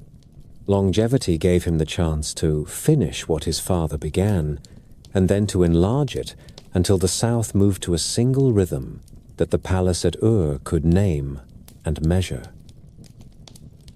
Brick tells the first part of his reign. At Ur he completed and refined the great ziggurat of Nana. The facings of baked brick were repaired and reset until the corners stood clean. The stairways rose with perfect grade, and the summit terrace held the temple of the moon god and of Ningal, his lady. Inscriptions in brick and in copper pegs name Shulgi as builder in Ur, in Uruk at the Eanna of Inanna, in Nippur at the Ekur of Enlil, in Eridu at the House of the Deep, and in many lesser cities whose shrines had slumped in the years of trouble. Year names from his reign read like a catalogue of works. The year the wall of Ur was raised. The year the temple of Inanna was built in Uruk. The year the great storehouse of Nippur was established. The king put his pride into structures that made administration possible and into sanctuaries that made legitimacy visible. He paired stone and song. The court sponsored a flood of learned writing in Sumerian that modern students still call the Shulgi hymns. In them the king speaks as a ruler, and also as a man who can read and write, who knows the tablets, who plays the lyre, who judges cases, who understands mathematics, who keeps the calendar, and who runs with the strength of youth, even in a middle year. One hymn boasts that he ran from Nippur to Ur in a single day to test the royal road and the stages along it. Whether the exact distance is a poet's flourish or not, the administration behind the boast is real. Rest houses stood at planned intervals. Messengers carried clay letters between fixed stations. Inspectors checked the quality of the road, the safety of bridges, and the provision of water for caravans and troops.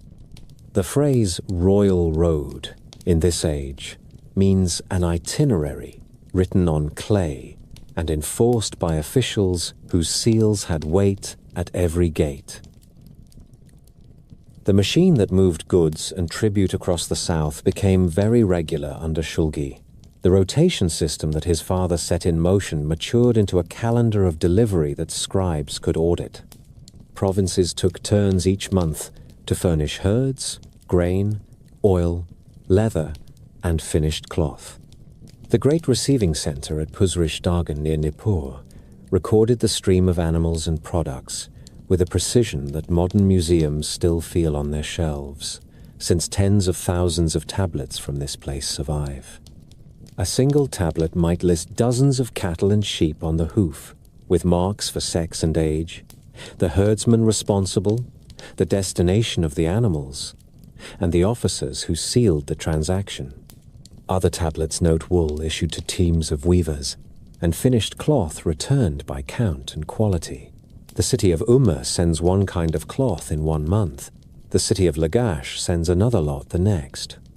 Officials balanced what went out with what came in, and they wrote it all down in a script that had been taught the same way in every school, from the Gulf Shore to the Middle River. Weights and measures were tightened again. The Sila continued, as the base capacity for grain and beer grouped by tens into larger units and by sixes into the gur. Barley rations to workers were fixed against these measures and appear on tablets as a line of numerals that any trained scribe could read in any city of the realm. Silver was weighed in shekels and minas on balances that were checked by standard pieces held in temple treasuries. Land was surveyed in square measures, with lengths laid out by rope and recorded by its canal frontage and its allocation of water days. Shulgi's bureaucracy turned these counts into obligations with due dates. A plot owed labor at canal cleaning in the first month. A herder owed lambs in the spring. A brewer received barley on the second day of the third month and returned beer on the fifth. Justice in this world was not only a matter for the courts, it was a matter of whether an overseer respected the schedule written on the tablet he carried. Law did not go to sleep. After the code of Ur-Nammu, Shulgi issued edicts that set fees, curbed abuses, and reaffirmed rights that officials sometimes strained. The habit of publishing a royal decree at the temple gate and copying it for district offices became the normal way to make a change stick. Contracts from his reign show the courts at work in adoption, marriage, loan, sale, and boundary disputes. Witness lists remain long and careful. Seals are rolled with the new royal titles that Shulgi adopted in the middle of his life. After about half his reign, he allowed the divine sign to be written before his name. Texts call him the god Shulgi, king of Ur, king of the four quarters. He set up statues of himself in temples to receive offerings and to stand as a visible pledge of royal attention to the rites. Deification in life was not mere vanity. It offered a frame that let palace and temple households act in concert while speaking a single language of honor. Shulgi knew that cult alone does not hold borders. He campaigned often, especially toward the east where the Zagros highlands give shelter to restless neighbors.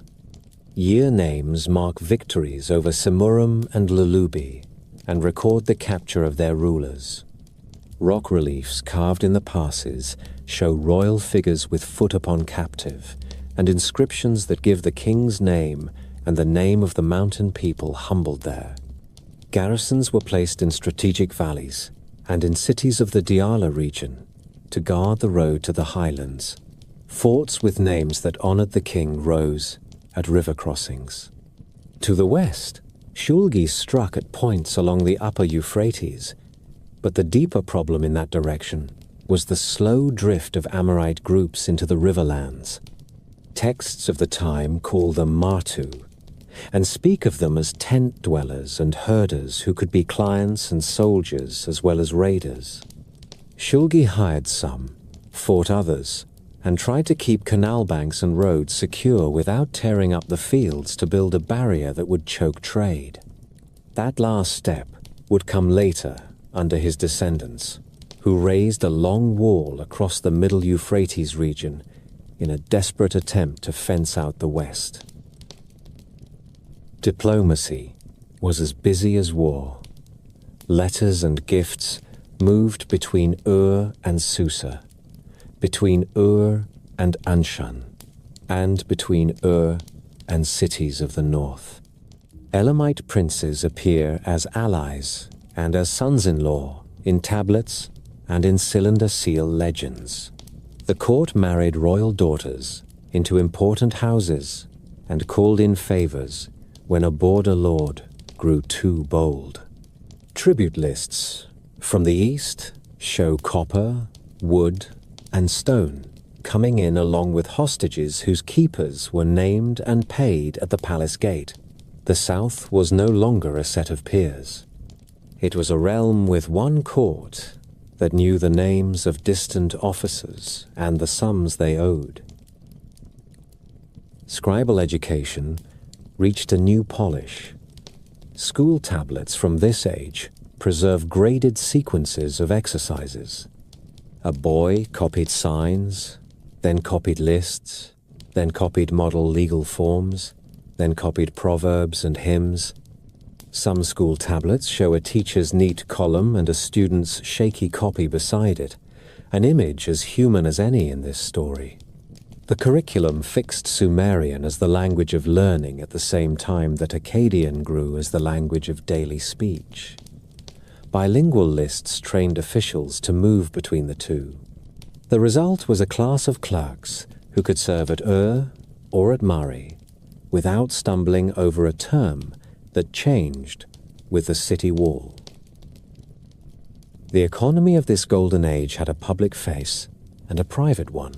The palace and the temples managed the largest flows of grain, cloth, and livestock, but private merchants worked within this frame with energy. Tablets name traders who took wool and silver on account from the palace, went north or east, and returned with metals and stone. Profit and tax are written side by side in the same hand. Market spaces in cities grew permanent shade roofs and fixed stalls. Standard jars and standard weights on counters made a bargain possible between strangers. The court did not invent the market, it gave it rules. The pride of the age shows in the way Shulgi is remembered in later lines. He is praised as a just judge, as a runner whose feet never tired, as a scribe who knew the signs, as a warrior who broke the mountain folk, as a lover of music, and as a keeper of festivals whose calendar held the South together. Beneath the praise, one can feel how the system relied on constant movement. Roads must be patrolled, canals must be scoured, storehouses must be kept honest, governors must be kept wary. The same texts that list triumphs over Simuram and Lulubi also mention floods that broke levees and reports of grain shortfalls that required emergency shipments. The long rain bought time, but no rain can buy peace beyond its own boundary of years. Shulgi left a realm that worked. He was followed by Amar-Sin, then by Shu-Sin, then by Ibi-Sin. Each of these kings kept the rotation of tribute moving and the schools copying for a while. Each fought Amorite pressure and eastern raids with field armies and with building works. Shu-Sin raised a long defensive line against the west that later texts call the wall that keeps the Tidnam out. That wall tells its own tale. It is the act of a state that still has order and labor to command, and it is also the act of a state that feels the ground shift under its feet.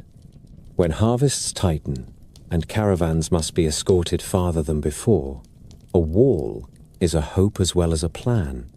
The last ruler of the house, Ibi-Sin, would learn how quickly hope can fail when kings must weigh silver from empty jars. For a moment in the turn of 2 generations, the South reached a balance of piety, numbers, and power that made a true commonwealth out of a field of rivals. The ziggurat at Ur still rises to prove it. The tablets in museums still mutter its daily arithmetic. The hymns of Shulgi still sing its confidence. The shadow at the edge of the feast is already there. New peoples move, old fields tire. Rulers who do not have Shulgi's patience inherit his machine, and then watch the belts slip one by one.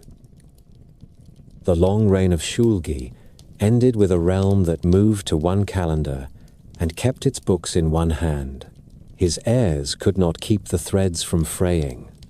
Amar-Sin held the throne after him, then Shu-Sin, then Ibi-Sin. For a time the rotation of tributes still brought herds to Pusrish Dagan near Nippur, and year names still celebrated strong walls and new canals. Then the tide turned.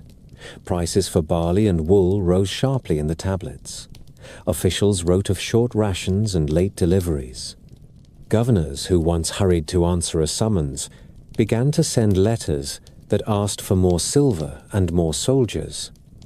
The South was still rich in law and habit, but the muscles that had pulled the system together began to tire. Pressure came from two sides at once. To the west, Amorite groups drifted in along the middle Euphrates with herds and wagons, sometimes as hired hands and sometimes as raiders. To the east, the highland lords of Elam and of the Shemashki line probed the low country and found weak places. Shu-Sin tried to fence the west. He raised a long defensive line that later scribes called the wall that keeps the Tidnim out. That name belongs to an Amorite people. The barrier ran across the northern edge of Sumer between the Tigris and the Euphrates, tying river to river with fortlets and gates. It was a public work on the scale of a canal or a city wall, an act that proves the state still commanded labor, and also that it feared what lay beyond its reach. Walls slow hunger for a season. They do not turn it into peace. Administration showed the first cracks before the palaces did. The archives at Pusrish Dagon, that once listed a steady river of cattle and sheep, begin to thin in the later years of Shu-Sin and Ibi-Sin. Letters preserved from this age carry a tone of complaint. In one exchange, an official named Ishbi-Era, who had served the house of writes that the price of grain in the Middle Land has risen beyond reason, and that he cannot buy enough to feed the troops without more silver from the court. He urges the king to let him take control of Isin and Nippur so that he can guard the heartland. The request reveals ambition as well as need. When a general asks for cities as his payment, the center is already slipping. Ibi-Sin inherited a throne that faced daily emergencies. His year names record victory campaigns, but they also reveal an anxious court. The need to name a year after the building of a wall or the repair of a canal implies that basic arteries were at risk. The Amorite drift turned into harder pressure. Caravans needed escorts. Farmers near the Middle River moved closer to strong places or took service with men who could protect them. To the east, Elamite kings of Shemashki acted first as partners and then as predators. Their armies could move down the passes faster than a levy could gather, and their leaders were quick to strike at storehouses and at the officials who held seals. The final act unfolded in a sequence of moves that the tablets and the later lamentations remember with a clarity born of loss. Ishbi-Era took control at Isin and began to act as a king in all but name, while swearing that he served the house of He secured Nippur and its priesthood. He wrote to Ibi-Sin about prices and shortages and asked for a free hand to guard the core cities. At the same time, Elamite forces under a king named Kindatu moved west with allies drawn from the lowland towns that were weary of Ur's demands. They cut the routes between the capital and its provinces. They took the great granary at Pusrish Dagon. They seized the docks that fed the royal storehouses. The crown could no longer promise that a ration issued in one place would be redeemed in another. That is the moment when an empire becomes a city with long memories. The sack of Ur came in the year that later tradition fixes around 2004 years before the Common Era. The assault was hard and direct. The walls that had been raised under Ur-Nammu and perfected under Shulgi could not stand against men who had already stripped the provinces bare. The city fell. Flames climbed the ziggurat terraces. The doors of the god were forced. The royal family was taken. Ibi-Sin was carried east in chains to Elam. The destruction was remembered in a body of poems that Sumerian singers called the Laments. In the lamentation over the destruction of Ur, the goddess Ningal speaks of pleading for her city and of being turned away. The god Nana is said to leave the city in his boat of heaven. The text is theology, and it is also a catalogue of very real wounds: temples pulled down, storehouses burned, canals choked with debris. The laments name quarters by name and weep for them, a guidebook of grief written by people who had counted every threshold. Archaeology confirms what the poems describe. At Ur and at other cities of the south, late levels of the Third Dynasty show burnt brick, smashed jars in storerooms, and layers of fallen mud brick that baked hard in fire. Administrative tablets stop in mid-series. Seals that once marked steady shipments of wool and oil appear for the last time. Houses are rebuilt smaller on top of ash and rubble. In some places, skeletons lie where they fell and were covered by wind-blown dust. The end was not a single night, but the sack of the capital was the blow that convinced the South that the gods had withdrawn their favor. In the aftermath, the Elamite army withdrew home with captives and treasure. Kindatu did not keep the city as a capital. His victory broke the system more than it built anything new. Ishbi-Era then stepped into the space that remained. He established his own royal line at Isin and claimed to drive the Elamites from the south. He took over the rights at Nippur and used them to make his titles look old. Other city lords did the same. In Lhasa, a local house rose within a generation and began to collect its own tablets of tribute. The map that had been a single color under Shulgi became a patchwork again.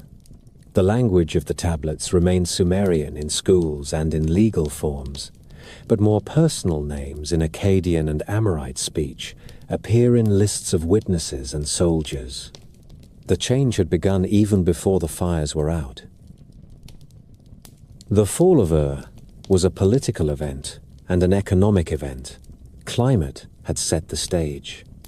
Ever since the late third millennium, salinity had risen in many fields because irrigation draws salt toward the surface when water is not managed with care over long spans.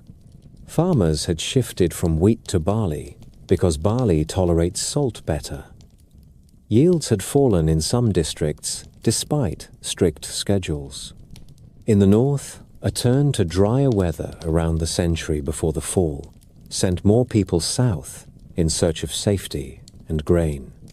The canal system that had supported a web of cities could handle stress when the court was strong.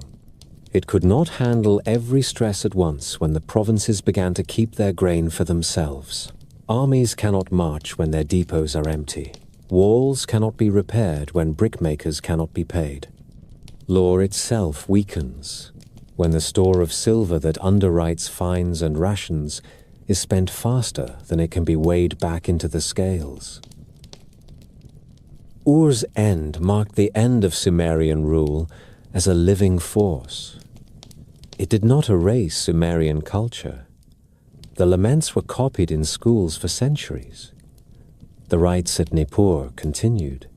The language of learning remained Sumerian, even as men spoke Akkadian in the street. The power to levy every city in the south and to call it to one canal cleaning and one calendar was gone. In its place stood rival houses that would contend for a century until a new prince of Babylon would gather them and write his name in the law.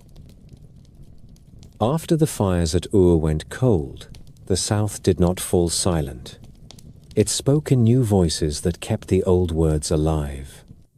The political map broke into rival courts at Isin and at Lhasa. Ishbi-Era at Izan claimed the rights of Nippur and called himself king of Sumer and Akkad. In Lhasa, a line that included Gungunum and later Rim Sin gathered strength along the lower Euphrates and drew traders and herds to its quays. For a century, the two houses contended. Cities shifted allegiance. Canals were opened and closed to trap an enemy's boats. When Hammurabi of Babylon finally took Lhasa in the year we call 1763, before the Common Era, and absorbed Isin soon after, the long contest ended with Babylon as the senior power. The end of Sumer, as a ruling people, came not with a single conquest, but with a slow rearrangement in which Amorite dynasties filled palaces that Sumerians had built. Language shows the same change. In tablets from the Isin and Lhasa age, the lists of witnesses carry more Akkadian and Amorite personal names. The grammar of daily letters is Akkadian, yet the law and the hymn continue in Sumerian, copied by students who learn two languages at once. Scribes still begin in the tablet house, with the old lists of professions, trees, birds, fish, and stones. They still memorize capacity systems and land measures that were fixed in the late 3rd millennium. They still copy the Sumerian proverbs and model contracts. The goddess, Nisaba, remains the patron of writing. The scholarly city of Nippur remains the chief seat where the curriculum is kept true. The result is a culture that speaks in Akkadian on the street and thinks in Sumerian in the schoolroom and in the temple. The literature of Sumer survives precisely because the language faded from common speech. When a language becomes a language of ritual and of learning, it is guarded with unusual care. In the old Babylonian age, scholars in Nippur and in Uruk collected and recast older Sumerian tales. The Sumerian poems about Gilgamesh and Enkidu and Huwawa were copied and taught, even as an Akkadian epic was assembled from them with a broader arc and a new voice. Hymns to Inanna and to Enlil were recopied with rubrics for singers. Lamentations over the destruction of cities were kept in both the main speech of the South and in the special Emesal dialect that temple singers used. Clerks organized lexical lists in long series that matched Sumerian words to Akkadian words. Later generations would call one of these great compilations the series that begins with Ura Hubulu. To master it was to earn the right to read temple tablets and to serve a court. Religion preserved the old language in use. The lamentation priests who sang the Balag and Ashema songs did so in Sumerian well into the 1st millennium. Ritual instructions for offerings, for the rebuilding of a shrine, and for the taking of auspices continued in the old speech. When Assyrian kings in the far north rebuilt the temple of Enlil at Nippur, they dedicated gifts with Sumerian titles written above the Akkadian lines, a gesture that acknowledged the South as the mother of the craft. Even when the scribal god changed from Nisaba to Nabu in later centuries, the lists that apprentices memorized still began with Sumerian columns. Economy and settlement changed shape while the words endured. The southern channels kept shifting. The Euphrates wandered east and west, and sometimes left great cities set back from the water that had once fed them. In the late Old Babylonian age, Uruk lost its old reach as the river moved. At Eridu, occupation thinned and then ceased for a long span. Ur remained a religious center, but never recovered its 3rd dynasty population. Farther north, new towns grew along routes that favored Babylon and later favored Sippar and Mari. The south did not empty, but it no longer led by sheer density in the way it had in the age of Uruk. Clay archives mirror the change. Great institutional archives like those at Pusrish Dagon end with the fall of Ur. In their place appear archives of merchant houses and of local officials that show a looser economy in which private credit and land sales matter more. The long environmental story did not stop with one catastrophe. Irrigation always brings salt toward the surface. The Third Dynasty had managed the risk by strict schedules and by careful rotation between crops and fallow. When strong central control failed, some districts fell back on barley alone and reduced yields accepted as a fact of life. Farther north, rainfall farming suffered a drier climate around the time of the Akkadian collapse, and again in later centuries. These shifts sent people along canals and roads towards stronger places. The tablets that record runaways and refugees are not moral tales. They are records of a land that can no longer feed all the mouths it had once brought to its levees. Ideas and titles traveled even as people moved. Babylonian kings adopted the style king of Sumer and Akkad to claim the full heritage of the plain. Hammurabi's long code is written in Akkadian, but its form grows from earlier Sumerian practice. A prologue sets the divine grant of kingship. Laws are arranged in numbered lines. Penalties are fixed for classes of people and for kinds of injury. The habit of making justice public and durable in clay is Sumerian, even when the words are Akkadian. Later, Assyrian and Babylonian rulers collected Sumerian hymns and rituals in their libraries. When the royal scholars of Nineveh gathered tablets for the palace of Ashurbanipal, many were copies of Sumerian works that had already been copied 100 years before and would be copied 100 years after. Education kept the thread unbroken.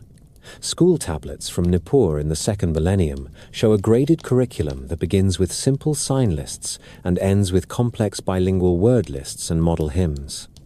Colophons on some tablets give the name of the student, the name of the teacher, and the day. These human notes tell us that a young clerk learned to write Sumerian lines that he would never speak to his mother at home. He learned them because courts and temples still spoke them, and because a man who knew them could serve a governor, a merchant house, or a king. Archaeology has added its own voice to the echo. Excavations at Ur reveal rebuilding after the sack and a sequence of temples from the Izin and Larsa age that show continued worship of Nana. At Larsa, the temple of the sun god shows phases of construction under Rim Sin. At Isin, bricks stamped with the names of Ishbi-Era and his successors show that these rulers repaired walls and dredged canals in the old style while they competed for Nippur's favor. Kilns and workshops in these cities tell of craft that did not stop with political defeat. In cemeteries, goods show a blend of old Sumerian forms and new fashions from Amorite courts. The world changed, but it did not break into pieces that could not speak to one another. The end of Sumer, as a spoken language, probably came early in the second millennium. After that date, it lived as Latin would later live in Europe, as the language of sacred rites and of learned books.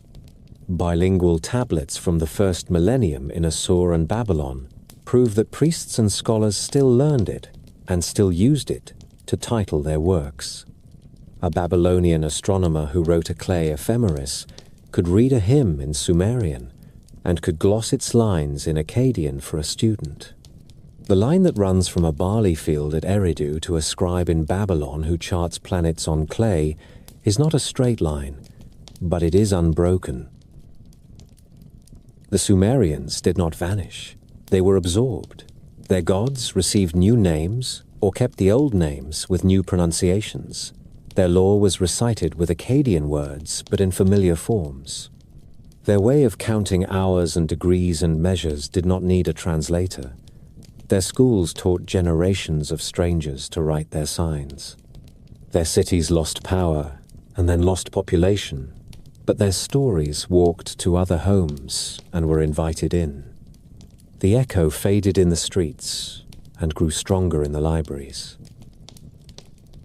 When we look back from the age of Babylon and of Assyria, we can still see the shape of Sumer under the later layers, the temple on a raised terrace, the city that thinks with tablets, the law that stands outside the will of a single man, because it stands written, the habit of measuring time by the moon and dividing a circle and an hour into 60 parts. These are stones that later builders did not remove. They built on them and called the house by a new name.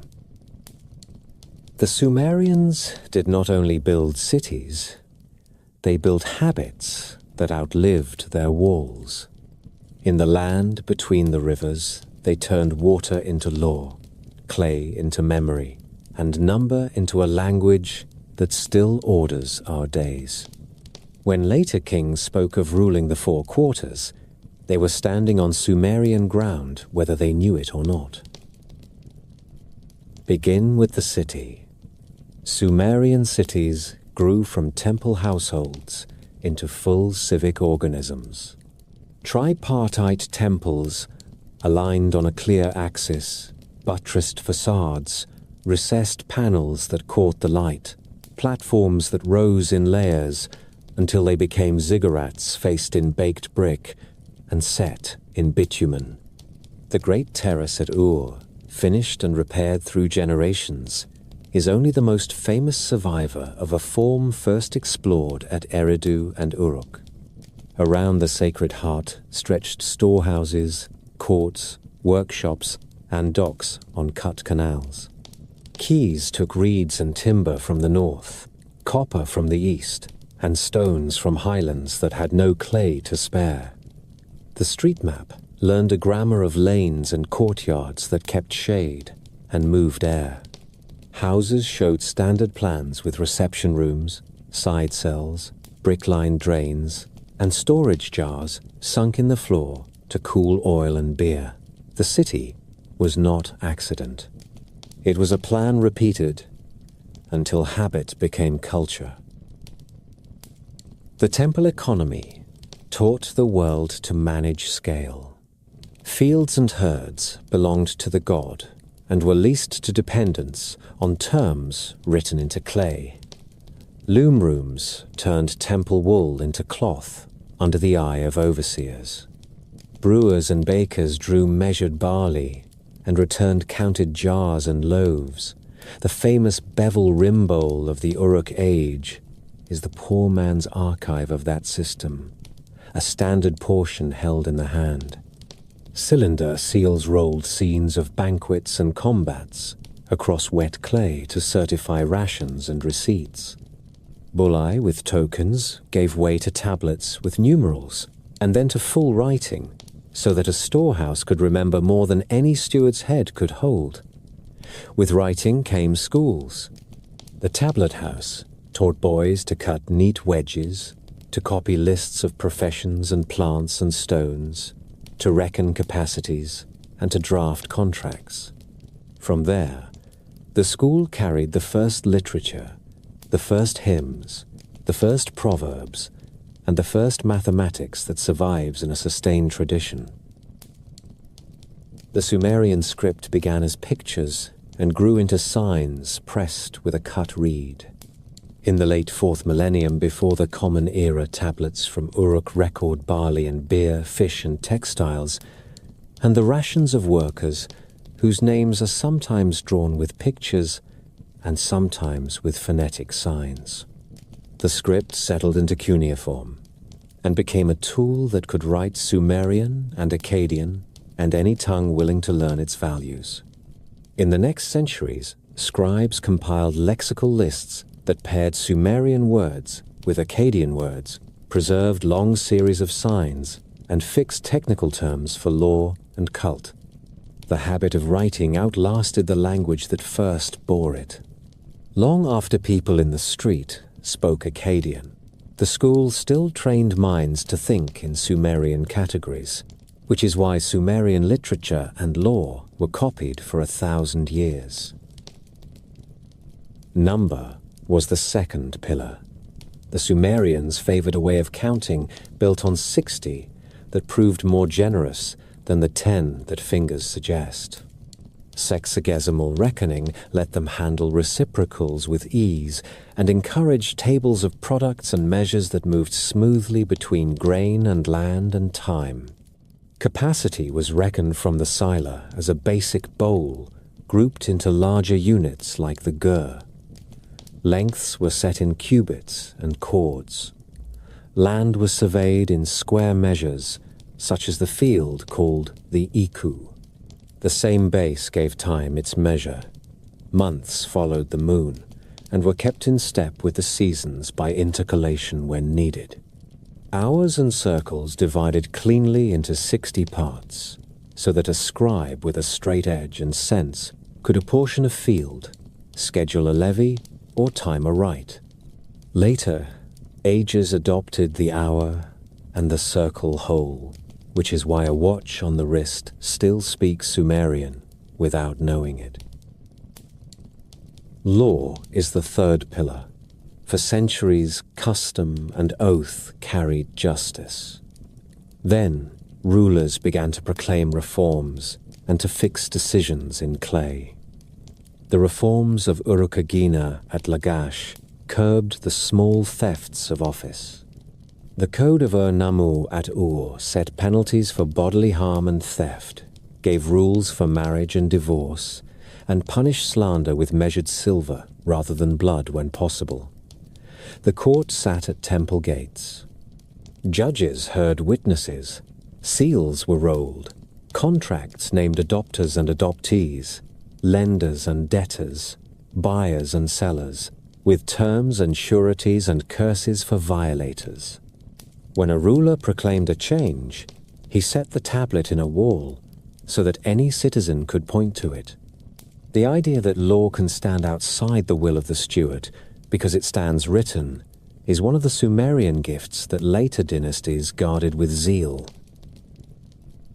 Technology followed need and then raced ahead of it. Farmers used the ard plough and a cedar plough that dropped grain into the furrow. Oxen drew these through wet soil at the right week of the month. Irrigation canals, feeder ditches, and sluices were cut, lined, and timed so that barley would drink without drowning and salt would not rise too fast. Boats of reed sealed with bitumen ran the rivers and the marsh. The potter's fast wheel turned out bowls by the 100. Masons learned to make plano convex bricks for speed and baked bricks for strength. Smiths worked copper and then bronze. Carpenters sawed cedar from the west into beams for halls. The wheel itself served potters first, and then wagons and war carts pulled by onagers, long before true horses became common in the land. When a city standardizes tools and measures, craft improves in every lane. Sumer also gave the first sustained literature. The Epic of Gilgamesh grew from Sumerian songs into a grand Akkadian poem, but the Ulmanu who wrote the tablets owed their art to the first tablets of Uruk. Enheduanna, daughter of Sargon and priestess at Ur, wrote hymns to Inanna that shaped the voice of devotion for centuries. Sumerian lamentations over ruined cities preserved the memory of loss and taught later courts how to pray when the gods seemed far away. Proverbs gathered in schoolrooms taught that a clay pot will not wrestle a copper jar and that a word can build or break a house. Arts and music joined the words. The royal cemetery of Ur yielded lyres with bull heads of gold and lapis, inlay panels of shell and red stone, and the standard of Ur with its scenes of war and feast. The board game that we call the Game of Ur traveled far from the south and is still playable by rules recovered from later tablets. Religion gave a frame to power. Every city belonged to a god who received daily bread and beer and who granted legitimacy to rulers who served the shrine. Enlil at Nippur remained the arbiter of rank.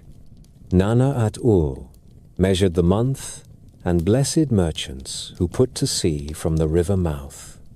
Inanna at Uruk made kings bold in war and splendid in festival. Enki of Eridu presided over wisdom and sweet water and the rites that began in reed houses above springs. The pantheon explained and enforced order. To move a boundary stone was to offend a god. To falsify a weight was to cheat a god.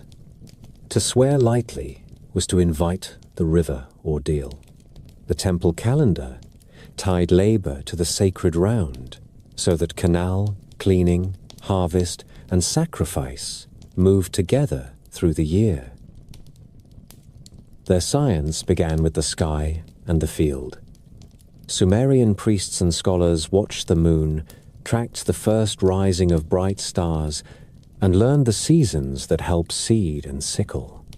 Star names recorded in later lists link back to Sumerian words. The plough shines in spring, the bull stands in the season when rivers rise. Omen texts began as careful notes on what follows what.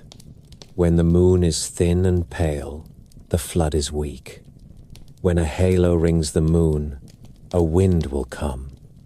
Such notes grew into libraries of signs that later astronomers and diviners studied with real discipline. Medicine and healing rites appear in early tablets as prescriptions of herbs and as incantations against fever. In both cases, a craft took shape that could be taught and inherited. Trade was a web the Sumerians cast across deserts and seas. Dilmun stood as partner and station in the Gulf. Magan sent copper. The lands called Maluha, in later texts, likely mark the Indus world, whose carnelian and wood reached the south. Caravans walked river margins and highland skirts. Boats hugged coasts and crossed to islands. Merchants presented tablets sealed with authority that opened gates and lowered tariffs. Standard weights made a mina in Ur, weighed the same in Susa and at Mari. The temple did not carry every bargain, but it enforced the frame within which private profit could flourish. Even play and burial carry firsts. The royal cemetery at Ur taught archaeologists of our age how a high court looked in the 3rd millennium before the Common Era. Queen Puabi's tomb held gold and lapis jewelry of breathtaking craft, lyres, a chariot, fine vessels, and the bodies of attendants who met death to follow their lady. The finds are sober witnesses to wealth, to courtly music, to feasting rites, and to a vision of service that could ask for the final gift. The game of boards from the same ground show racetracks of inlaid shell that later generations still copied. Small things travel easiest across time. A game that pleased a Sumerian prince can still pass an hour today. Gather these strands, and a pattern appears. The Sumerians built the first cities that we can still walk in the mind with confidence. They created the first archives that let a stranger learn a dead man's debts and a warehouseman's pride. They set the first codes that treated justice as something a poor man could hold up to a ruler. They taught the world to count in a way that fits the sky. They filled their courts with music and their shelves with stories. Even when their speech fell out of daily use, their habits stood. The South passed from Sumerian kings to Amorite kings, and then to others. But the house those kings entered had Sumerian foundations. The Sumerians passed from the stage, yet their voices stayed in the wings and fed the lines of later actors. The gods themselves took new names and kept their old work. Inanna of Uruk became Ishtar in the Akkadian tongue and remained the power of love, battle, and royal favor. Enki of Eridu became Ea and kept the fresh water deep and the clever counsel that saves cities at the last hour. Nana of Ur became Sin, lord of the moon and the keeper of months. Utu of Sippar and Larsa became Shamash and kept the measure of justice and light. Enlil of Nippur, whom Sumerian kings sought for rank, remained Elil in Akkadian prayers and still confirmed thrones. When Babylon rose, its scholars wrapped these older powers into new theologies without breaking the chain. Creation stories that we call Babylonian draw on Sumerian temple cosmologies.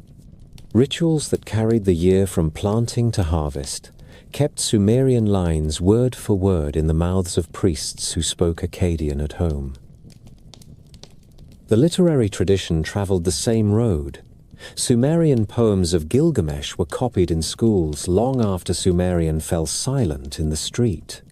From those songs grew the long Akkadian epic that we know from tablets at Nineveh and elsewhere. Tablet 11 of that epic tells of flood, with the wise survivor who receives a secret warning, caulks his boat with bitumen, saves seed and craft, and tests the waters with birds. The story stands beside the Sumerian and Akkadian Atrahasis cycle and has clear kinship with the flood story in the Hebrew book of Genesis. The kinship is not a guess. The cuneiform lines were set down long before later scribes wrote in alphabet, and the parallels can be read line by line. Another tale that echoes is the legend of Sargon. The child set afloat in a river and raised for greatness appears again in the story of Moses. In both cases, an old Mesopotamian motif walked into later scriptures by paths of memory and teaching. Law kept the Sumerian shape even as new dynasties wrote in Akkadian. The code of Ur-Nammu at Ur gave the world a model in which a prologue grants authority from the high gods, rules follow in clear lines, and penalties are set by class and act. Later, rulers from the Eisen House and from Babylon wrote their own codes in the same form. Lipit Ishtar of Eisen issued laws that read like a bridge between the Sumerian code and the longer Akkadian text of Hammurabi. Courts still sat at temple gates. Witness lists remained the skeleton that held a case upright. Oaths were sworn in the names of gods whose statues stood in rooms lined with bricks stamped in Sumerian long before. Education preserved the language itself. In the first millennium before the Common Era, when Assyrian kings built libraries and Babylonian scholars filled them, scribes still trained on lexical lists that begin with Sumerian columns matched to Akkadian glosses. The Great Dictionary series that begins with the words Ura-Hubulu is a monument to this work. Priests of lamentation continue to use the Sumerian liturgical dialect that scholars call Emesal. Balag and Ershema songs were sung in the old language when a city mourned or when a king sought omens for a hard decision. A scribe of Ashurbanipal could copy a Sumerian hymn in the morning and tally silver in Akkadian in the afternoon without feeling that he had changed worlds. The mind that learned to write in this land was taught to be bilingual from the first clay tablet. The cities of Sumer became shrines and memories that later rulers repaired to claim their share of antiquity. Nabonidus of Babylon, in the 6th century, before the Common Era, restored the great terrace at Ur in the name of Sin. He dug to old foundations, read the names of far kings on buried bricks, and set his daughter as high priestess in the moon god's house, an office that echoed the distant day when Enheduanna, daughter of Sargon, wrote hymns at Ur. Assyrian kings rebuilt the Ekur at Nippur and left gifts with inscriptions that honored Enlil in Sumerian as well as in Akkadian. When a monarch in a later age wanted to look old, he did not invent a new god. He sought out the temple of a Sumerian god and set his own name in the same doorway. astronomy and omen science inherited Sumerian habits and names. Star lists that were set down in later libraries contain Sumerian constellation names that had already been used in temple calendars. The plough rises in spring. The bull stands in the season of high water. Priests tracked the moon across a sky they had already divided by counts of 60. Their tables of months and intercalary rules grew from Sumerian calendars that fixed canal work and feast days. The same scholars who wrote omen collections on liver divination and on the look of the sky learned Sumerian terms for planets and stars, because the signs in the heavens had first been named in Sumer. Trade networks carried the older order forward even when palaces changed hands. Dilmun kept its role in the Gulf as partner and station. Magan sent copper across the water. The lands called Meluha in Akkadian texts sent carnelian and wood. Standard weights and jars made in Sumer were still recognized by merchants who wrote their contracts in Akkadian or later in Aramaic. A mina of silver on a balance did not need translation. A cylinder seal rolled on damp clay remained a signature that outlasted its owner. Archaeology in our own age gave the Sumerians back their faces and their streets. For many centuries, Greek and Roman writers knew of Babylon and Nineveh, but not of Sumer. The name Sumer came back in the 19th century, when scholars deciphered cuneiform and recognized that many tablets were written in a language older than Akkadian. Early steps in reading the wedge script came with Georg Grotefend in the year 1802, and the great leap came when Henry Rawlinson copied the trilingual inscription at Behistun in the 1830s and 40s. Excavators such as Austin Henry Layard opened the palaces of Assyria in the 1840s and 50s. In the year 1872, George Smith read the floodlines of Tablet 11 from the library of Ashurbanipal to an astonished room in London. The ground of Sumer itself began to speak soon after. Ernest de Sarzec dug at Girsu from the 1870s and brought forth the statues of Gudea. Teams from the University of Pennsylvania cleared Nippur in the late 19th century and found schools and temple rooms stuffed with tablets. Leonard Woolley worked at Ur in the 1920s and 30s and uncovered the royal cemetery with its lyres, its gold, and the intact tomb of Queen Puabi. He also found a deep layer of river silts that he first took as a great flood, a find that scholars later folded into a more complex picture of many floods on many channels. At Eridu, Fuad Safar and Seton Lloyd traced temple upon temple down to the earliest shrines. Each trench and tablet turned rumor into record. Museums then filled with the daily breath of the old cities.